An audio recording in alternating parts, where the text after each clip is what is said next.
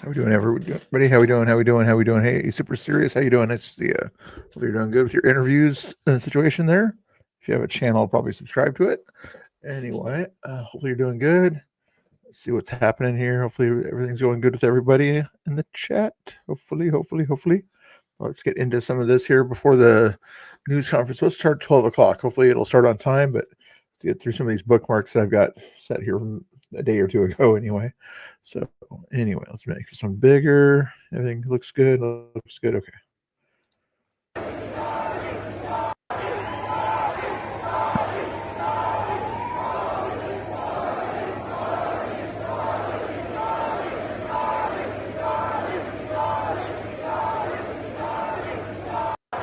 I think it was at Montana State University or something like that. They were excited. I think Vivek was the headliner on that one there. That's pretty cool. Hopefully he gets to become governor of Ohio.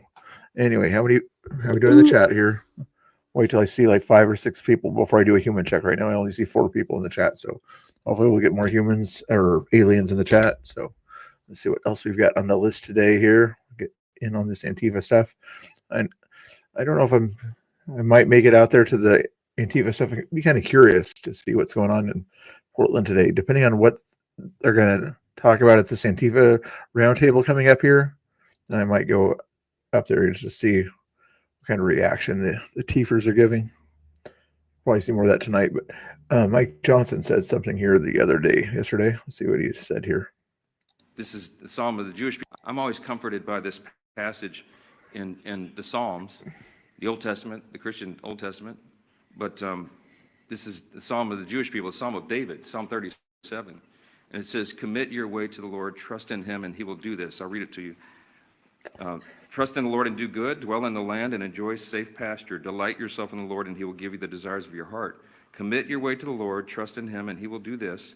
He will make your righteousness shine like the dawn, the justice of your cause like the noonday sun. It says, be still before the Lord and wait patiently for him. Do not fret when men succeed in their ways, when they carry out their wicked schemes. I told my friend Sid on the radio, and he was comforted by it, and I think others will be as well. We're all comforted by this. I know that the God of Abraham, Isaac, and Jacob is fully in control. We'll let that rest there. There we go. Good way to say it. Sometimes you get too much preaching or whatever from some of the things out there, but I'm like Johnson, he'll read the passage, let people take it from what they will at that point there. That's kind of interesting there. So anyway, see what's going on here. Keep an eye on that situation. The White House press meeting. Actually, I could probably do it off of the Twitter thing that they have there too. Let's see what Fetterman said the other day here. The possibility to, it's the second anniversary of that tragedy of 10/7. Now, thankfully, now we have the possibility to end this terrible war and bring back the remaining hostages. My vote and voice is going to continue to follow Israel. I'm so truly sorry for what your nation's been through. I'm proud to stand with you, and I'll continue to do so. It's the second. It's kind of nice of Fetterman to kind of keep standing there with Israel there. What's going on, Emmett? How you doing in there? Hopefully, I think I will try to. Are you going to stream today? I think you said you were going to stream today sometime or whatever. If I'm around or whatever, I'll raid you or you raid me or whatever. Not that I'm grifting or anything like that with these raid talks. People always think that I'm grifting when I say I'm going to raid you or you raid me, or that's not grifting. That's just kind of being friendly. Okay, so it's not a grift. So even my name here, I think it says it on this thing over here. Get that thing off the screen there. Does it say it? Yeah, see, Mr. Bill, non-grifter. Does it point to the right place? That place right there.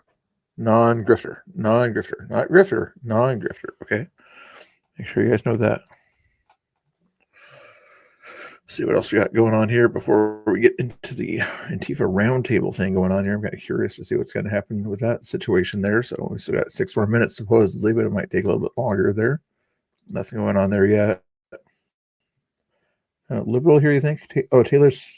I don't know why I clicked on this one here. You guys want to watch this Taylor Swift stuff, whatever? I want to have your white babies, and I actually want our entire neighborhood to be racially homogenous. She went through this entire thing with Trump, right? About how she and her fan base did not like being called childless cat ladies. And now Taylor is calling y'all childless cat ladies. Either The Life of a Showgirl is one big racist, homophobic dog whistle, or everyone has lost their absolute minds. Currently singing about your new fiance is endorsing eugenics now.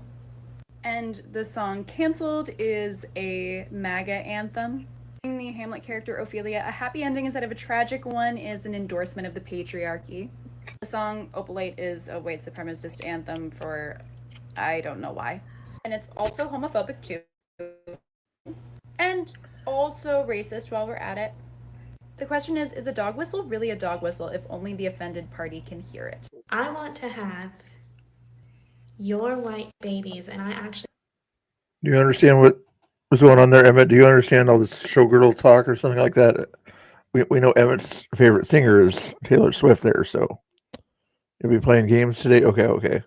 As long as you're not doing any Taylor Swift singing over there in your chat, we know you're a big time Taylor Swift fan over there, so try not to sing too loud. You don't want to scare the neighbors. Let's see what's going on with this one here. Lindell Schumer had a question here. He didn't like it or something here.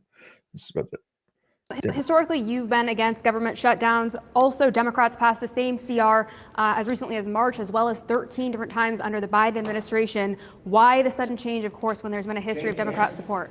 Ask Donald Trump, ask John Thune, and most of all, ask Johnson. In all those instances, we negotiated with Republicans and came to an agreement. When I was majority leader, we had 13 different CRs. Ask yourself, why was none shut down? Because I sat down with Republicans and negotiated. They haven't. The American people see it. No, because Republicans signed on to your CR because they assumed it was a clean resolution and signed on to it. Not to fund silly things, however, but just to fund the government to get to the next point there. You don't understand here. Every poll, we just saw one in our caucus today. They blame the Republicans. They blame them because they're not negotiating, because they're on the wrong side of health care, because they're in charge. They have the presidency, the Senate, and the White House, and they've gone home. Right side of health care, you mean giving it to American citizens and not people who illegally came here?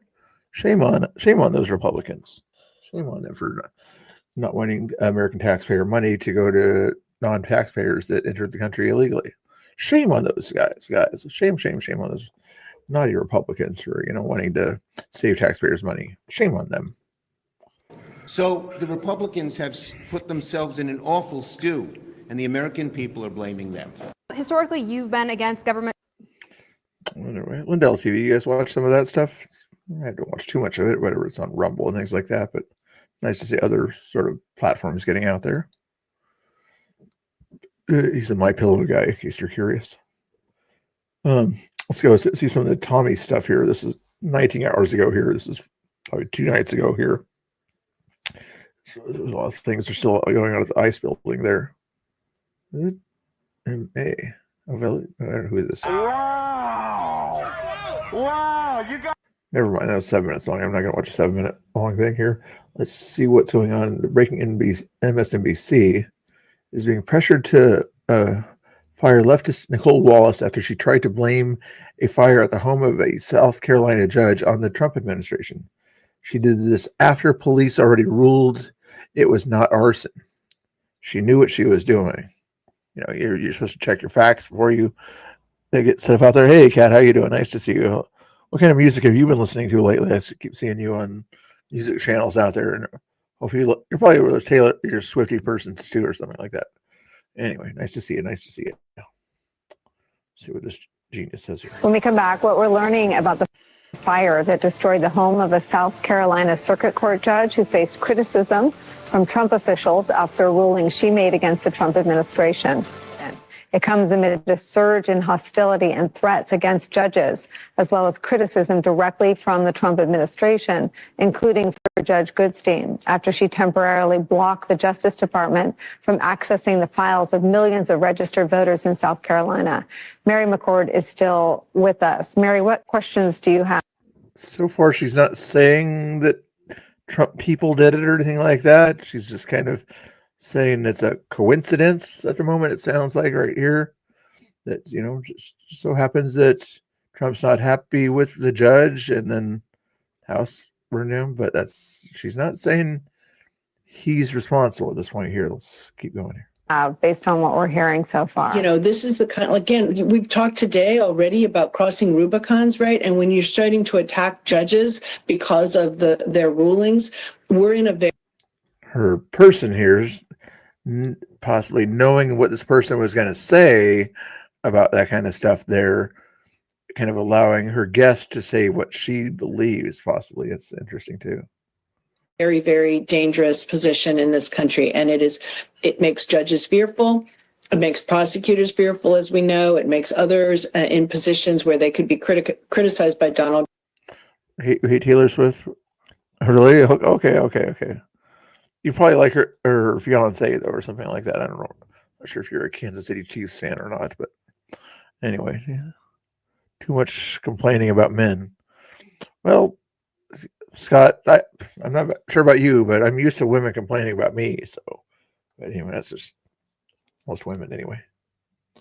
Nothing I did though. Trump fearful, and he needs to know the power of his voice and how people respond to that. We've been saying this for years, Nicole, but if this is what this turns out to be, some sort of politically motivated act of domestic terrorism. So when Obama said, all Republicans are a bunch of Bible thumpers, and what was that phrase that he used or whatever? Bible thumpers and something else or something like that. Some very derogatory language, that was okay. That was perfectly fine. Or that Biden said Trump voters are trash, I believe he said. What did Hillary Clinton say that 50% of the country was? Oh yeah, deplorables. That rhetoric is okay though. But judge saying he disagrees with a judge's decision is evidently wanting something bad to happen to a judge. Okay. I'm trying to understand the rhetoric here. Then the importance and significance of the things that Donald Trump says about a person just again will be demonstrated in this instance. Yeah. I think she invited that person on there so she wouldn't take the blame for that kind of behavior, even though she... When we come back, what we're learning about the... You're not learning much at all. You want to see what Adam Schiff... I didn't see this Adam Schiff conversation the other day here. I wonder what she's talked to him about. Including President Trump for your entire career. You can attack me later, and I know you've got plenty of canned attacks. We've heard... Including President Trump for your entire career. You can attack me later, and I know... She said, you've been blaming President Trump for your entire career. I know you've got plenty of canned attacks. We've heard them all day today. Canned attacks on you? This is supposed to be... No one needs a canned attack on you. Regular order, Madam Chair. I'm trying to speak. This is supposed to be an oversight hearing of the Justice Department. And it comes in the wake of an indictment called for by the president of... Notice here, he can't look her in the eyes. He's talking to the chair. He's afraid to talk to the witness in the eyes. She's ready to talk to him in the eyes. He's turning to talk to Madam Chair, whoever that is. Is this a real man, or is this a coward? One of his enemies. This is supposed to be an oversight hearing, and it comes in the wake of revelations that a top administrator... Even when he was turned his head there, he couldn't look up and look at her in the eyes at that point there. You notice that? He's like looking down at his things. He's afraid to look her in the eyes. If you're going to call a person bad, at least look them in the eyes and call them bad. Official took $50,000 in a bag, and this department made that investigation go away. This is supposed to be an oversight hearing when dozens of prosecutors have been locked up on me or something. Fired simply because they worked on cases investigating the former president. This is, and now what the about current the fires in California? And Do you this care is about that, supposed to Senator be, Schiff? this is supposed to be an oversight hearing. And you're supposed to be asking at an oversight hearing, your oversight of in this case here, of the Attorney General, not to talk to the other person here. So if you have questions for the Attorney General as part of oversight, then ask the person that's there. Don't talk about oversight. Do oversight is why she's wasting her time there at this meeting. in which members of Congress can get serious answers to serious questions Bug eyes. It does have kind of like bug eyes. about Are the riots in LA serious? about the cover-up of corruption, about the prosecution of the president's enemies. And I think you owe the president an apology. Well, Emmett, I think you're under Taylor Swift's spell. I think she's kind of got you under her fingers and, got you right where she wants you. When will it be? Your entire When will career, it be frankly. that the members of this committee on a bipartisan basis demand answers to those questions? What did you just say there? Your entire When will career, it be frankly. that the members of this committee on a bipartisan basis demand answers? So when will Democrats and Republicans demand answers? You're a Democrat. Here's the person that you ask questions on. And what are you doing? You're talking to the chairperson. There's usually time at the beginning of these meetings to talk to each other, and then you can sort of talk to each other then. Right now is your opportunity to talk to the witness. You don't understand how this works. You've been there 10, 15 years, whatever. To those questions and refuse to accept Clearly you're a personal, failed lawyer refuse because to you don't accept, understand when someone can and cannot refuse answer to a accept question. personal slander as an answer to those questions. Personal slander. With Will that, you Madam apologize Chair, to I Donald yield Trump back. for slandering him? Personal slander. Like actually gets back and we want to talk about his personal slander. Here's some personal slander. Anyway, much better job handling yourself. Let's see if the conference has gone on yet. RSBN. Oh, is it on? Stay tuned. It says here. Let's refresh. We'll be live again shortly. It says live again shortly. But over here, RSBN said it was live. Here, let's see if this is live yet. No, they're still talking over there. Okay, so we can keep going here. Trump's busy and everything. He can't always be right where you want him all the time here. Who's this person here? This is the St. Collins person we were talking about earlier, right? Basically a photo. Trump is such an accessible president that, like, if he's just swearing in the ambassador to Greece, like, typically that wouldn't be a newsworthy event if President Biden or any typical president was probably doing it. But Trump's moments, anytime the camera's around and reporters are around, it can turn into a press conference. And so you never go into the Oval thinking, oh, this is going to be a quick, we call them sprays. That's where you go in, basically a photo op, and then you leave. Because Trump will swear someone in and then he'll turn to you and say, any questions? And he'll take maybe questions for 45 minutes. And so you have to, I always keep a running list of questions on my phone. Okay. Because you never know when you're going to run into him or when he's going to start taking questions. And so you can't just have one or two. You have to have 10. Okay, who in here is a feminist here? Put a 1 in the chat if you're a feminist. A modern day feminist will say. Who in here, put a 1 in the chat if you're a modern day feminist. You guys want to talk about women and Taylor Swift in the chat more than the important stuff I got on the screen here. So we'll talk about what the chat wants to talk about. Modern day feminists, put a 1 in the chat. If you women, men in women's bathrooms kind of thing, that kind of modern day feminist. Okay. And it's okay with that. If you're a traditional feminist, women should have the right to vote. Women should have the opportunity to do the things that men can do outside of a few things that women physically can't do, kind of thing. Put a 2 in the chat. Put a 3 in the chat if you are, that women shouldn't have as many civil rights as men have. I don't think there's anybody like that, but most people should probably put a 2 in the chat. You don't have to. I'm not telling you what to do, but usually a 1 or a 2 would be the answers. 3, where women may not have certain constitutional. They don't want women to have as many constitutional rights as men. We'll say. So I think EOD got kicked off of Twitter or Twitch for saying something about a certain amendment. 3. Oh, so Oxycats. 3. What's that other symbol there? 3 to the 3rd.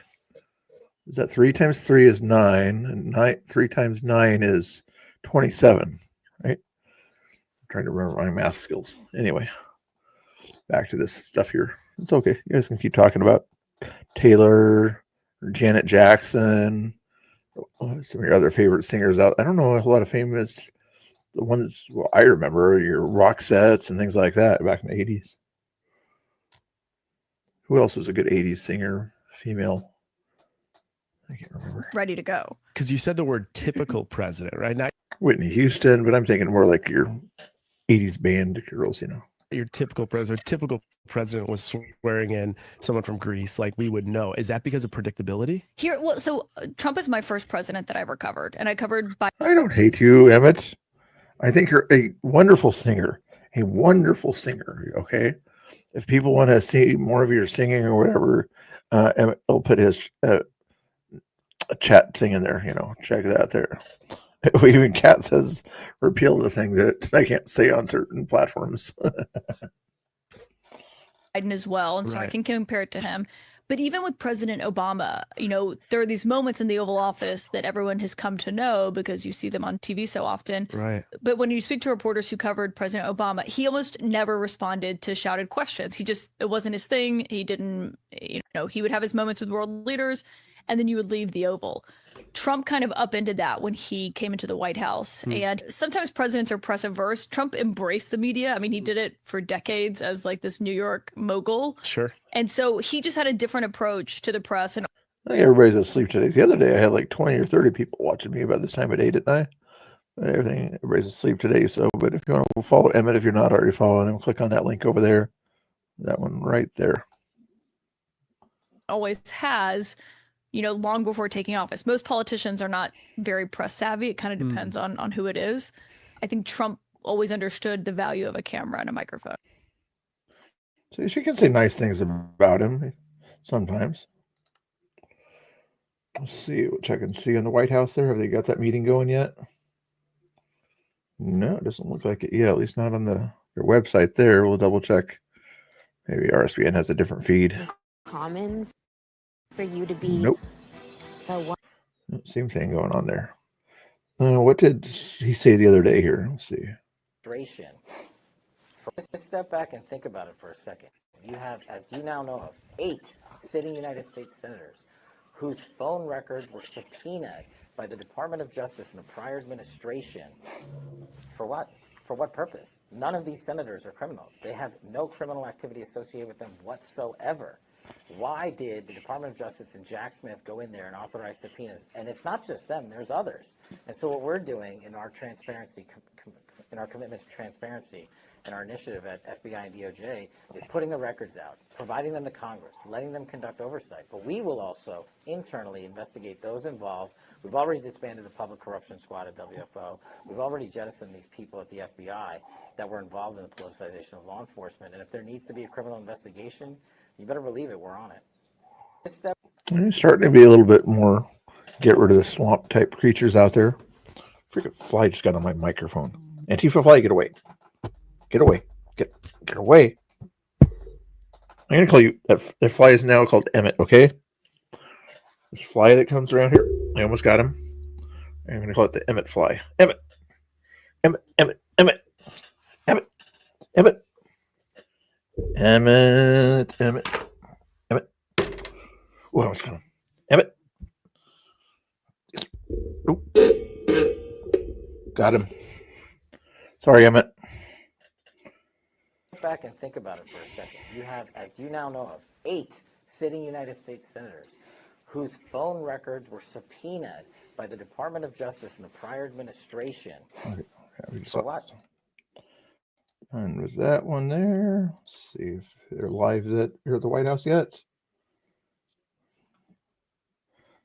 Usually he's about 15 minutes late on average, I think. Which is, hey, Kat, if you're in the house, what's reasonable for a guy to be late or whatever on a date or something like that? What's the reasonable time frame? Probably shouldn't be late at all, right? But if he's going to be late, when is the too late cutoff? Is it probably 15 minutes or is it 30 minutes? Or any other women in the chat can answer that. Or Agrippa, how late was the latest time you were late for a date? discharge petition, the Epstein discharge. No, There was a moment earlier this year, you swore in 2 Republican members during a pro forma session. So why not swear in Adelita Grijalva, who was elected 2 weeks ago during the pro forma session? Does it have to do with her 218th signature on the discharge petition, the Epstein discharge? No, it has nothing to do with that at all. We will swear her in when everybody gets back. It's a ceremonial duty. Look, we'll schedule it, I guess, as soon as she wants. It has nothing to do with it. We're in pro forma session because there is nothing for the House to do. The House has done its job. People say, why don't you do more? Let's do more. Now you should do something. We already did something. It was passing a clean CR. We did it. There was a moment. They already did their job. Democrats keep saying, where's the Republicans? Where's the Republicans? They did their job. They passed the CR. If the Senate can't get along or whatever, then maybe it'll go back to the House. But for now, it's up to the Senate to pass that CR. And when they always get a majority of the votes, that means that, you might keep pressing to make sure it gets that 60 vote threshold. Still waiting for the meeting here, guys. Still waiting for the meeting, okay?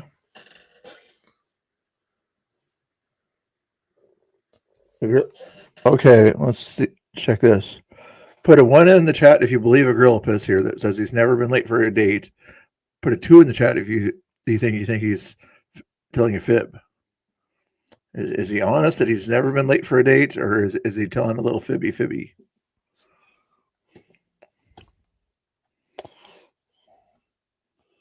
I mean, if he had good parents growing up or something like that, then that's probably true. But Emmett believes him. Okay, Emmett believes you. That's good. Yeah.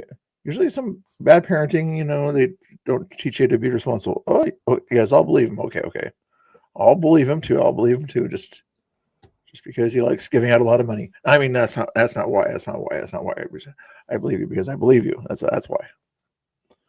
I'm not a grifter. Okay, again, not a grifter. Okay, oops, get rid of that thing. Non-grifter. Okay, right there. Non-grifter. Let's see what's going on here. Back there. Come on, Trump. Let's see this meeting here. I know quite a few people at this meeting. I don't know them personally. One of them I know personally.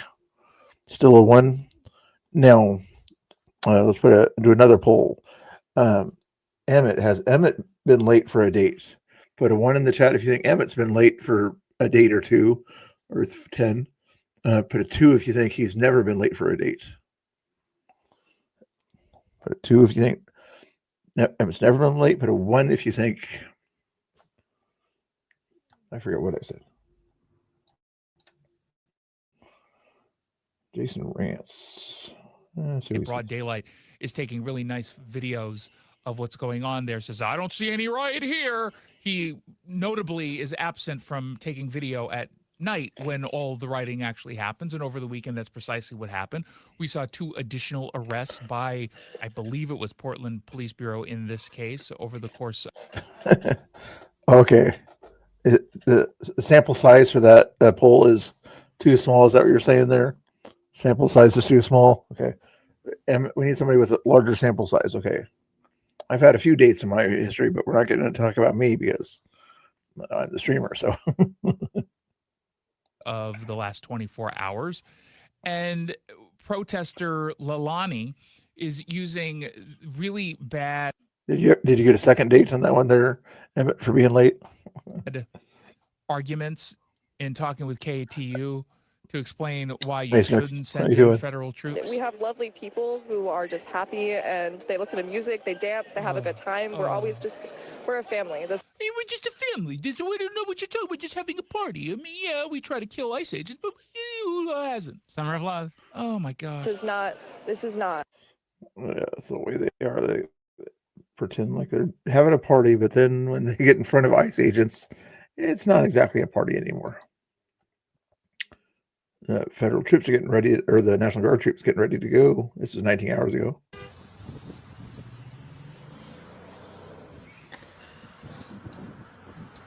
Ooh, okay.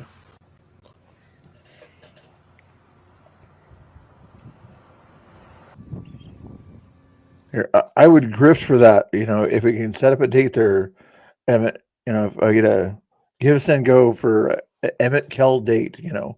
How much money do you think we could collect for an Emmett and Kell date? I think that'd be a good way to grift there. Not that I'm grifting, but I think if I went through the effort to create that give us and go, I should get 10%. Not grifting off of that, but I think if I went to the effort of making a give us and go to set up Emmett and Kell on a date or whatever, I think I should get at least 10%. Yeah. Not grifting though, not grifting.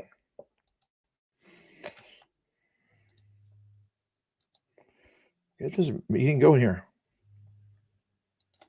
It's at 12 o'clock Eastern or Pacific time. It's 20 minutes late, guys. 20 minutes late. It's like the Emmett kind of thing, or when he was late for his dates, he's at least 20 minutes late from what I understand. Let's go. Hurry up. Here's if you guys watch some of the stuff that's going on at night over there, some of you guys might be out. Then there's this guy named Tommy Boy out there that's everybody's kind of picks on and things like that. I don't know why I bookmarked this particular thing, but anyway, hey peeps, for some reason my Cash App isn't allowing a transaction, and I don't really care about that. But anyway, he's the guy that's got the MAGA hat on, loud, boisterous voice. It does a good job out there, but too loud for me. Not that loud when I go to those events, but he gets in the faces of the Tiefers and uses some inappropriate language, in my opinion. Calls people women's body parts, things like that. Not my thing, but he gets a lot of viewers out there.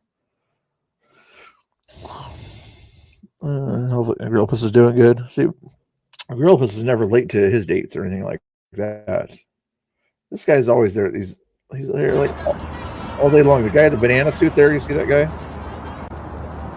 This is Chrissy Nome the other day when she was atop the ice building there, looking down to see what silliness is happening down there.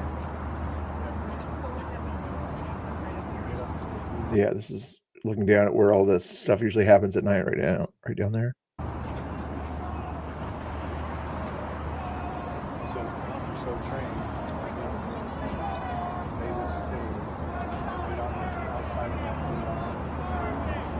Oh, okay. They cordoned it off. I was wondering how they cordoned off. The police are over here. They put the yellow stripe on that side of the road.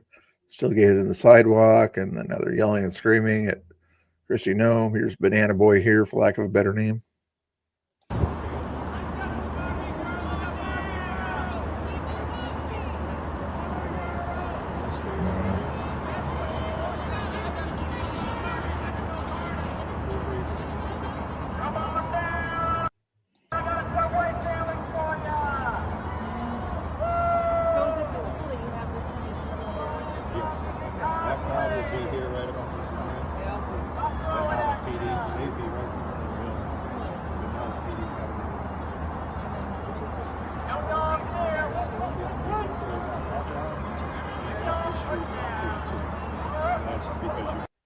I'm assuming Chrissy Nome is probably married, but if she was single, who out there would want to date her?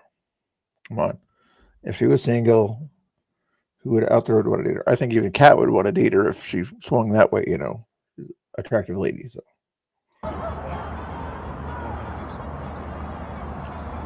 Although, ignore the dog thing or whatever. Pretend like the dog thing didn't happen, But. Secretary, do you have a message to the protesters, especially the man in the chicken outfit? Man in the chicken outfit, I just see him now. Goodness sakes. Well, we could do better. Our goal is that people would peacefully protest, but that we would still be allowed to enforce the law in this country. So it's too bad they're uneducated and ill-informed. Is it gross? Why do you say she's gross? Doesn't look very gross to me. She's even dressed up as Black Bloc. If you're I don't think you're liberal or anything like that, but she's wearing all black here. So I wonder if her watch there. It's kind of a fancy blingy watch, though. I think that's too blingy of a watch for me, but it probably has some location thing in it or something like that. I'm guessing. You never date a woman? Okay. Barely date men and I'm straight. Okay, just men. I figured. I'm just But pretty skyline there for the most part there at South Waterfront. Good. It's good to see. We'll see what we can do to get you guys more security. This is absolutely nothing as to what it is.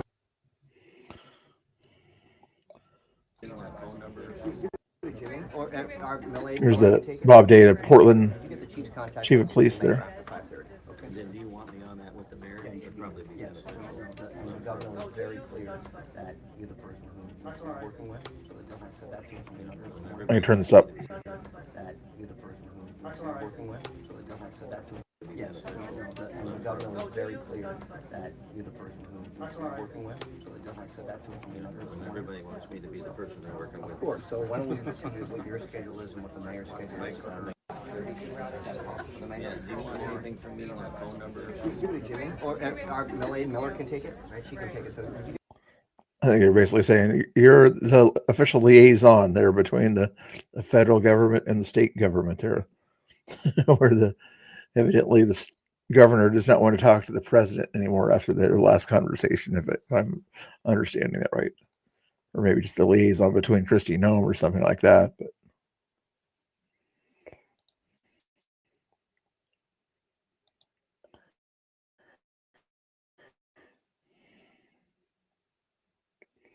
But let's check this out here. Hold on. Please be ready to go. Still not live there. Double check the other sources here that I would usually use here. Still tax for a free commercials. Still not going in. Come on, Trump, let's get going, buddy. Border Patrol commercial here. I haven't seen this one yet.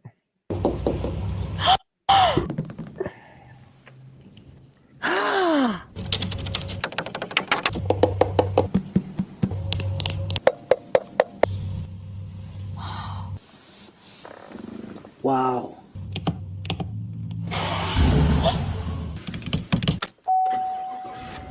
Hi.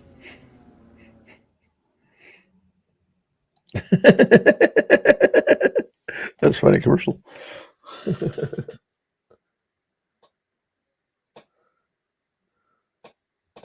You guys are all cool in the chat. They're doing good,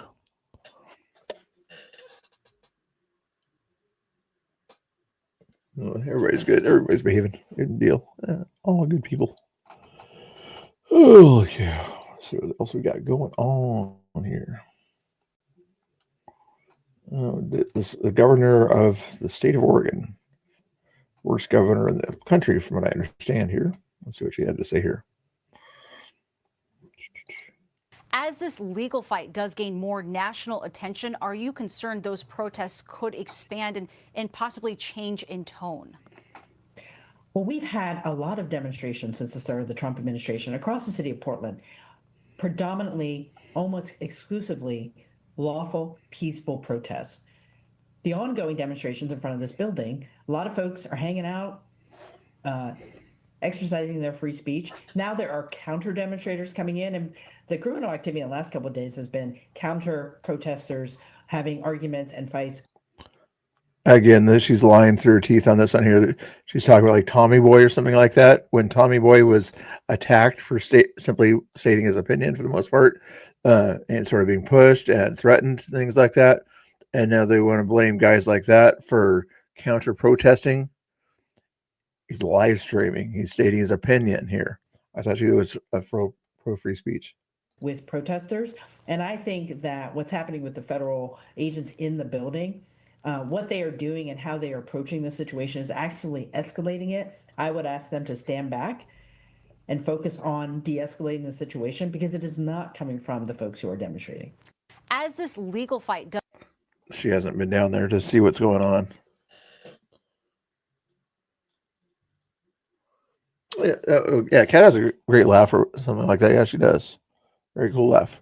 Kat, you want to come on for a second just to show off your laugh? If you do, let me know. Yeah, pretty good laugh. I'll try not to cover my ears when you laugh or anything. Just kidding.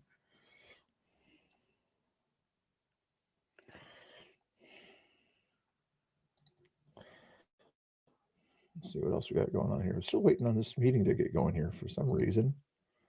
It hasn't started yet here. Come on, White House. Let's go. Live again shortly. Keep saying this shortly stuff, but we're waiting on you. We're waiting on you. Nothing else going on there. Okay, let's keep going down the list here. Have their streets opened up again and not leave. I met with him and also the superintendent of the state police. I told them what we wanted. We wanted more security here at the building, a bigger buffer zone to keep our. These are very peaceful people here, guys. You know, they're dressed up in all black, covering their face, yelling and screaming at police officers and ICE officers, very peacefully saying nice things like, you know, delete yourselves and things like that. You know, this is very peaceful behavior. Tina Kodak's totally right. These are just normal type behavior. They're not starting in anything, not trying to antagonize anything. Just very peaceful people out here. Look at this. Officers safe. We wanted to have their streets opened up again and not let the anarchists run this city anymore. That we would ask them to. You're not scary. You're not scary. There have been alleged reports of people being in your freezer, but I know that's not true because you wouldn't put anybody in your freezer, you know, unless they needed it to cool down or something like that. So, yeah, no, we've had nothing like that happening. K2 knows nothing about this. To continue to back us up like we've been asking for instead of what they've been doing the last several months, which is just leaving our officers hang out to dry. The chief asked if I wanted to meet with the mayor, and I said absolutely. Came back and just met with the mayor, and I'm so extremely disappointed. He's continuing to play politics, did not commit to any of those promises, and said that he'd give me an answer by tomorrow. And I'm hopeful that he will. What I told him is that if he did not follow through on some of these security measures for our officers. A little bit disrespectful there, super serious. That's try to be nice. It's not exactly a great way to talk about people and things like that. If you're saying what I think you're saying there, a person who's served her state, served her country. I believe she's a mom also. You don't talk that way about women. No, what's a no? Officers, we were going to cover him up with more federal resources and that we were going to send 4 times the amount of federal officers here so that the people of Portland could have some safety. They could have some security. Today, Jesse, we went and got a sex offender off the streets here in Portland that had been violating minors. And we're going to bring him to justice. And this Portland mayor tried to brag about him making our streets safer. No, absolutely not. It is our federal CBP and ICE officers that are cleaning up this city. And every single day, they're going to stay dedicated to doing that. So none of these officials. Maybe another time, Snooks. I was asking Kat to come up here if she wanted to test her laugh or whatever. Maybe tonight or whatever, we'll try to do a panel thing or something like that if enough people watching or something like that. But for now, we'll just chill out and wait for the news to happen here. Thanked you for getting these pedophiles off the street? They said that they were glad that that was happening, but that they weren't going to change their posture. They're continuing to. Here's the deal, Jesse, is they're more scared of the anarchists that are down on the street right now yelling horrible, horrific threats at our officers than they are of the officers or the people that live in this city. Right next to this building is an apartment building filled with people who deserve to be able to come in and out of their building safely. I asked the mayor, I said, do you get to go home at night and walk from your car into your building and do so safely? Do you get to drive to work and be safe while you do that? I said, those people don't get the opportunity to do that. Bingo, bingo, bongo. That's a great question to ask the mayor. That it's only one city block that people drive through to get onto the freeway eventually. And the other highway, Macadam Avenue, is right there too. I met with him and also the superintendent of the state. Don't know what that one's about. There's Andy No. What's the last thing here? Oregon Democrats protect fentanyl dealers. The drug is the #1 killer in the state. Thugs and sex criminals. Homeland Security. We are not allowing Antifa domestic terrorists to slow us down. Removing the worst of the worst in Portland. POTUS Trump Secretary Nome have deployed a surge of federal resources to restore law and order. Hello. Yeah, let's do another refresh here. Let's make sure I'm not missing it. Here we go. Here we go, baby. Good timing. Good timing. shooting one Texas officer in the neck. And in Portland, Oregon, Antifa thugs have repeatedly attacked our officers and laid siege to federal property in an attempt to violently stop the execution of federal law. Everything we're doing is very lawful. What they're doing is not lawful. And what the governor and the mayor of, as an example, you could say of Portland, and you can say certainly of Chicago, it's not lawful what they're doing. They have to be very careful. In addition, 2 weeks ago, a radical left terrorist in Dallas conducted a sniper attack on a local ICE facility, killing 2 people and leaving behind a note that read, "Hopefully this will give ICE agents some real terror."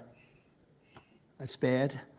This attack came the very same month that Charlie Kirk was assassinated by a far-left extremist who inscribed the words, "Hey, fascist, catch," meaning catch the bullet, onto the bullet shelf itself. The epidemic of left-wing violence, I'm guessing Stephen Miller might have wrote the speech. escalating for nearly a decade. At universities, Antifa has organized riotous mobs to attack campus speakers. I see it all the time. And these are agitators, anarchists, and they're paid. And you'll find that out. You'll be finding it out very soon. You should see what we have on these people. These are bad people. These are people that want to destroy our country. We're not going to let it happen. They've used armed gangs to assault local police in cities nationwide, and they've attacked journalists reporting on their crimes. So the journalists that report on their crimes, don't worry, you're very safe. I hope that's not going to turn you around, but they have been very threatening to people, but we're going to be very threatening to them, far more threatening to them than they ever were with us, and that includes the people that fund them. Probably some of the people I know, some of the people I dine with, but if they do, they're in deep trouble. So we're going to be looking very strongly at the people that are funding these operations. When you see the signs, and they're all made out of a beautiful, beautiful paper, beautiful, nice, stiff, very expensive paper with beautiful wood handles, all the same color. They come from very expensive printing machines. These are not people that write out their signs in a basement that believe in something. These are paid anarchists. At least 3 of these courageous journalists have personally been victims of Antifa attacks. Andy Ngo has been repeatedly beaten by Antifa thugs for his work in Andy is a very serious person, too, I have to tell you. I've been watching him for a long time. Is Andy here? That's what I thought. Hello, Andy. I thought that was you. You're looking better than you do out on those streets, huh? Much better. It's nice to have you. You feel a little safer here, I think, maybe. Well, not that safe, because you have them. You have to worry about that. But thank you very much. Andy Ngo has been repeatedly beaten by... There he is over there. With a brain hemorrhage. Only days ago, Nick Sortor was assaulted in Portland by a flag-burning mob, and we've made it 1-year penalty for inciting riots. We took the freedom of speech away because that's been through the courts, and the court said you have freedom of speech. But what has happened is when they burn a flag, it agitates and irritates crowds. I've never seen anything like it on both sides, and you end up with riots. So we're going on that basis. We're looking at it not from the freedom of speech, which I always felt strongly about, but You misspelled that. I think you know that, but no, I've not met him, but I do communicate with him on Twitter once in a while. Violence. We have many examples of it, many examples of it, and it's actually down on tape, and you see things happen that just don't happen unless it's the flag that's burning. Very recently, Katie Davis Court was hit in the face with a flagpole in Portland by an Antifa radical, leaving her with a very blackened eye. So, Katie, thank you very much, and I'd like to also say that I watched Nick. Where's Nick? Is Nick here? He's over there. Nick. Hi, Nick. That was a rough time you went through. I hope you got my little note. I wrote you a note. Yeah, I really appreciate that. It helped a lot because it was a difficult situation. It was very stressful, and your note helped a lot. I truly appreciate it. I thought it was terrible, actually. I thought it was terrible.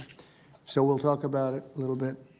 Under the last administration, the Department of Justice targeted faithful Catholics, Christians, and patriotic parents as domestic extremists. They said, oh, they're extreme because they believe in God. They're extreme because they go to Catholic church or evangelicals, where everybody was under the gun. Unless you are a really bad, sick person, then they left you alone. Under the Trump administration, we're going after Antifa criminals, and all who fund and support their campaigns are in serious trouble. And we have a lot of records already, a lot of surprises, a lot of bad surprises. It's people that you would never think. I want to thank Attorney General Pam Bondi, who, by the way, yesterday was incredible in Congress. It was amazing, and she just did it from the heart. Thanks, Jeff Mack, for watching on Twitch. I appreciate it. Thank you so much. Incredible. Everybody was talking about it. She exposed some of these fake senators, these terrible senators, people like Blumenthal that had a phony war record. For 20 years, he talked about it, what a hero he was, and it turned out he never went to Vietnam. For 20 years, he talked about being a hero in Vietnam. Then it was exposed when he said what platoon he was with, and it was exposed that somebody was watching from that particular platoon. They said he was never with us.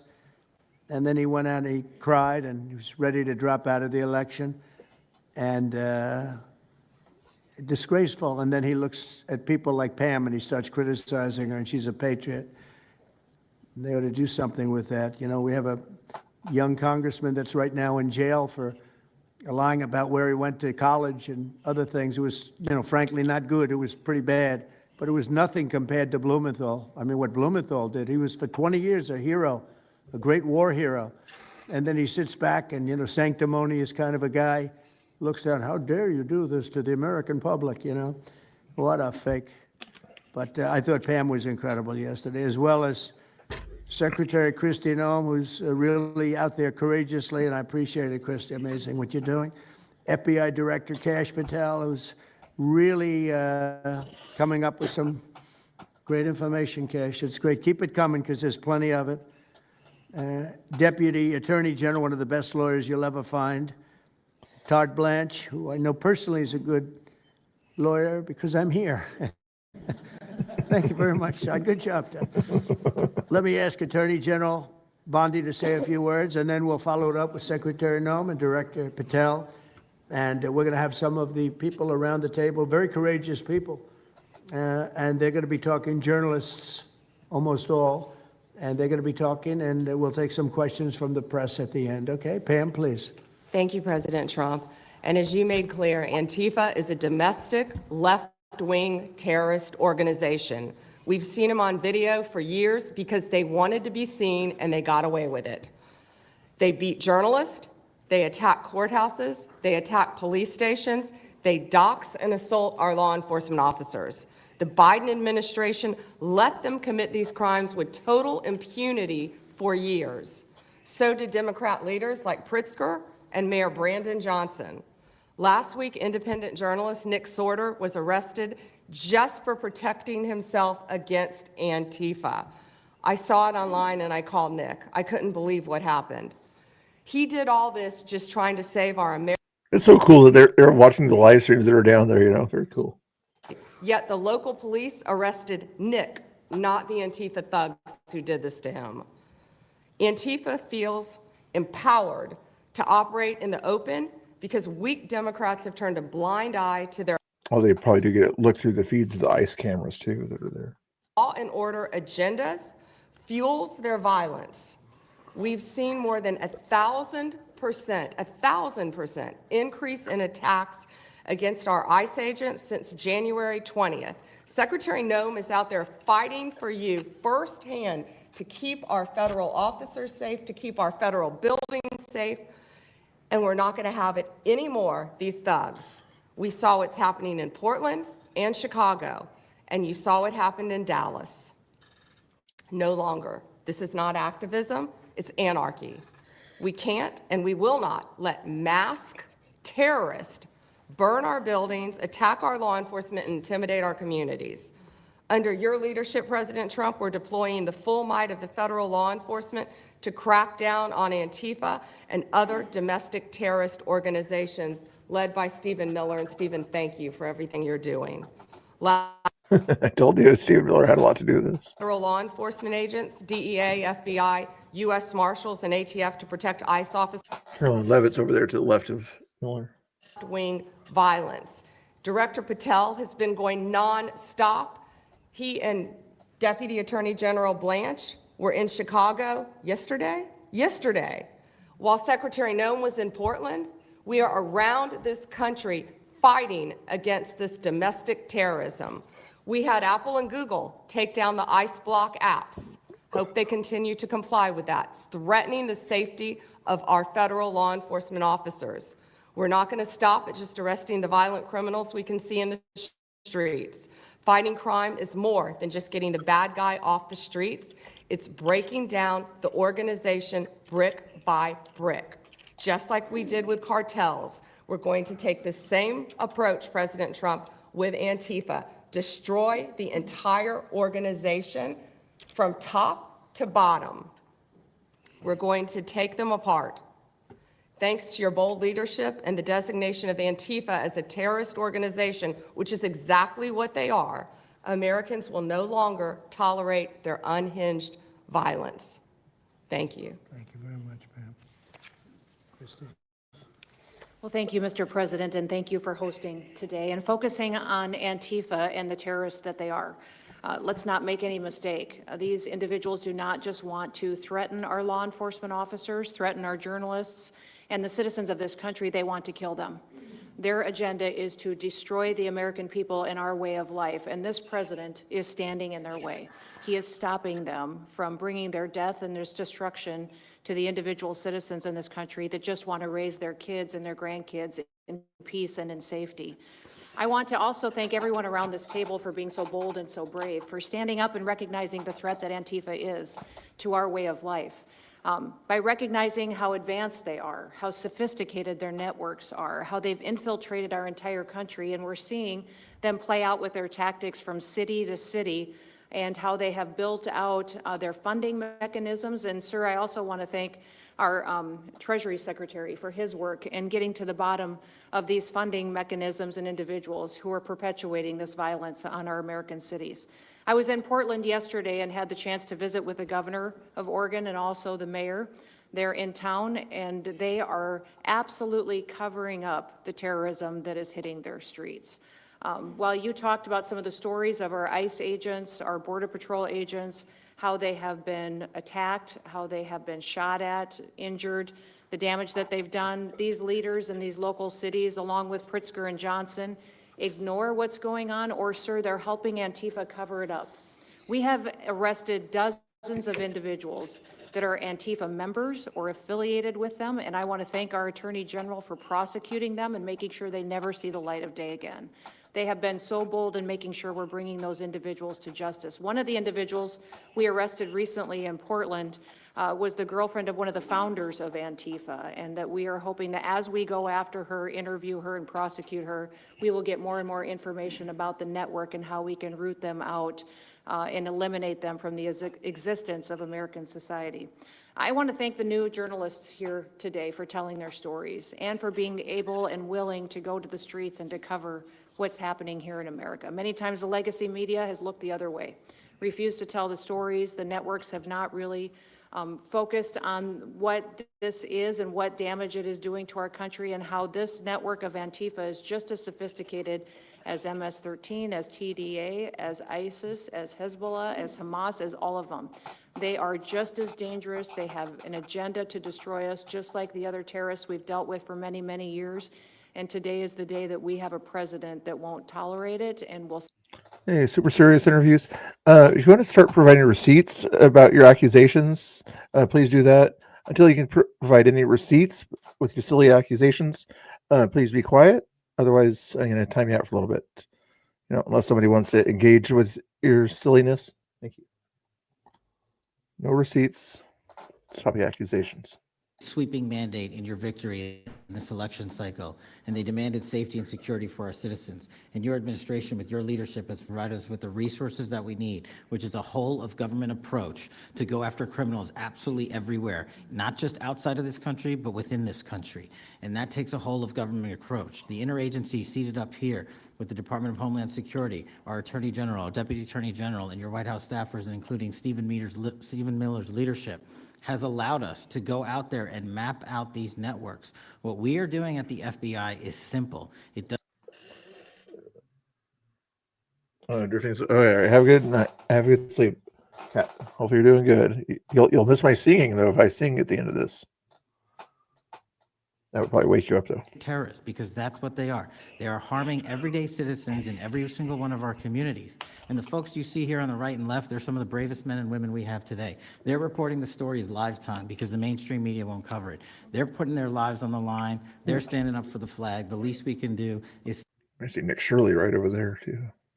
your stories than I do theirs, because you guys are putting out the truth. And we deserve a country where you are protected as equally as they are. We in this FBI will go after with the criminals with a vengeance. We will not rest until we find every single seed, money, donor, organization, and funding mechanism that we have. And I want to echo the Secretary's comments on Scott Bessent, who's allowing us to map out these networks through their financial criminal activities, which has been going on for decades. And I would like to remind the American public, they built this diseased temple of corruption over decades. And in 8 short months, Mr. President, you have crippled their foundation because of your leadership here, because of the interagency, because of people like Deputy Attorney General Lynch, and because of Attorney General Pam Bondi's fearless leadership to go after criminals wherever they are. They will not be able to hide. They were able to hide and conspire with prior administrations, and we are exposing their corruption from within. And we will go to every single city in this country under Operation Summer Heat and the other operations we are doing at the FBI to bring these criminals to justice. We will arrest every single one of them from whatever perch you sit in, private or public, no matter how your goal or your ambition is. It will be crushed by the Constitution because the American people deserve law and order, and that's what we're going to give you. Thank you very much, Cash. Great job. Maybe we'll start over here. Would any of you like to say something? Feel free. You can say it in front of a fine group of people, also journalists and ladies reporters. first. Ladies first. Ladies first. You want to start? Sure. Go ahead. Absolutely. President Trump, members of the cabinet, really appreciate you guys bringing this together. And the fact that we are here today on such short notice shows how serious you guys are taking this issue of trans terrorists and frankly, the cities and police departments that are cooperating with Antifa, such as Portland. I mean, the Portland politicians are literally willing to sacrifice their... Nick should have let Katie or the other lady go first. Let the ladies go first, right? Seen it firsthand, obviously. When I went to jail that night, never expected it to happen.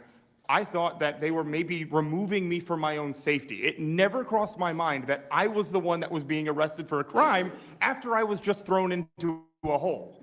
I heard from the Department of Homeland Security after I had gotten out of jail, and one of your, I won't say exactly who it was, but somebody very close to Secretary Noem over here said that they were legitimately worried for my safety in the Portland jail. But luckily the Portland jail was, I was the only one there essentially, because they don't actually arrest people in Portland, besides conservative journalists, I guess. So look, I'm glad that it was not a good night for me. Let's just say that. It was not fun sitting in that jail, but I'm glad to see what has come of it. And I've been able to talk to a bunch of FBI agents, ATF agents, DHS agents that I didn't even know existed until I went there and went to that ICE facility. And the morale is at an all-time high. It is so exciting to see these guys know now that they have the backing of the Secretary, the DOJ, as well as the President of the United States, and they are there to do their job. They are going to fulfill this mission and deport these violent criminals. I believe one of the ones that I did a ride along with Secretary Noem yesterday, President Trump, and there was a pedophile that had come into the country 5 times over the past 7 years. 7 years. And apparently under the Biden regime, that was just allowed to happen. That was fine. No problem. It's concerning to me that you're seeing the Portland Police Department, as well as the governor of Oregon and the mayor, of course, coming out and running defense for pedophiles that have entered the country illegally 5 times. It's PDFs, but YouTube, I do have that thing down below here that kind of lets you know what this video uses. Fair use for the purpose of criticism, commentary, satire, news reporting, teaching, education, and research. If you need another disclaimer, let me know. For Antifa for years now. So thank you guys so much for taking this seriously. And President Trump, you mentioned that flag. So remember, you put out a truth right after I That's right. I saw that. took this flag from that man that was burning it in the street. I saw it. Do you know who he is? Oh yeah, I know exactly who it is. So why don't you give it to Pam? Give it to the Attorney General, and let's start prosecutions. Yeah. I actually have a second flag that he tried to burn as well. So I have two of them from Well, the same you also guy. saw what happened when that flag started burning. Everyone went crazy. And that's when it started, when they started burning the flag. So thank you. If you could give the information, it would be great. Absolutely. And at least that horrible night made you famous. I got a text from the President of the United States, so I appreciate that. And President Trump, after that happened to Nick, I called Harmeet Dillon and we opened a pattern and practice investigation into the Portland police very publicly as to how they let this happen. Thank you, sir. Mr. President, Brandy Cruz, you're going to hear us be very fired up today, and you can tell, and it's because some of us have been covering Antifa for 15 years and have never had anyone in a position of authority even acknowledge their existence. And I'll also tell you that I think that had you not done, the single most powerful thing you've done to deal with this scourge has been acknowledging that Antifa is a real thing. I genuinely believe there would be people at these tables who would be dead today and would have been killed in Portland had you not called them a terror organization and said we're going to bring the full weight of the federal government to bear. I talked to Katie Daviscourt in Portland the other day. She'd been assaulted all summer. And she said the same thing, that it seems quick to violence as soon as you made that designation. So they're thinking in their heads, they're worried. There's been 24 or so arrested in Portland. They don't want to go to federal prison. There's this video of them, one of them who was in the face of an ICE agent, and then he's in custody shaking. Once you take the mask off, they're nothing. And I was told by probably a dozen people not to tell you this. I'm going to tell it to you anyway, because it's relevant to what we're talking about. I'm living proof that you can recover from TDS. I had strong Trump derangement syndrome for probably 8 years. This is one of the reasons I recovered from it. And by the way, it's much better to not have TDS. I'm happier, I'm healthier, more successful. I even think I got a little more attractive after I got rid of my Trump derangement syndrome. Yes. You know, I'm a reporter in Seattle, and frankly, I could not care any less what any of you have to say about this meeting. Could not care any less. We're not here for you. I'm not here to convince any of you that Antifa is a real thing, because if you have not come to that conclusion by now, you are never going to come to that conclusion because you don't want to see it. And you're going to go and you're going to say it's a bunch of right-wing conservative influencers who are here spinning a tale. I was one of you. I was a mainstream reporter in Seattle for 10 years. I was a TV reporter on the streets doing my job, and I was still assaulted by Antifa. So it's not about being conservative. It's about people who go there and show what they're doing. And when I saw, after all those years, that the media wouldn't be honest about what was happening, that Democratic politicians wouldn't be honest about what was happening, I thought, well, gosh, if they're not being honest about that, maybe they're not being honest about President Trump either. And it opened my mind to just looking at things for what they were. And now I find you quite funny, actually. Now it's like I said, I'm much happier about it. But, you know, for me, again, I could not care any less the stories that they go to print. This is what I care about. We have 3.5 years. Nothing is guaranteed, although I think if Democrats keep it up, we'll probably have Republican presidents for the next 3 decades. But nothing is guaranteed, and so what I want to see over the next 3.5 years is a full court press to dismantle Antifa once and for all in a meaningful way. I know, Andy, we talked before this about some ideas. That's really what we want to, I don't care what the media says, I don't care what Democrats say. They will never wake up to this fact. So we want the federal government to take as many of these cases as possible, look at the interstate travel between Portland and Seattle when it comes to these people who are committing violent acts, and hopefully in 3.5 years, they will be a shell of their former selves. Very close to that, and it's Antifa and many others, unfortunately. There are many others, bad ones. Most have been named terrorist organizations. There are a couple that we're going to, but I think we've got it pretty well covered. But there are many others, but very specifically today it's Antifa, and it's really bad, and we're going to get it cleaned up. Andy, do you have something? Thank you very much. I'm glad you no longer have TDS. I feel very good about that. Thank you. Thank you, Mr. President and members of the cabinet. I have a lot of gratitude and a little bit about my background. I'm born in Portland, Oregon, from there. And growing up, it's always been left-wing, very progressive, and I liked it. It had cafes.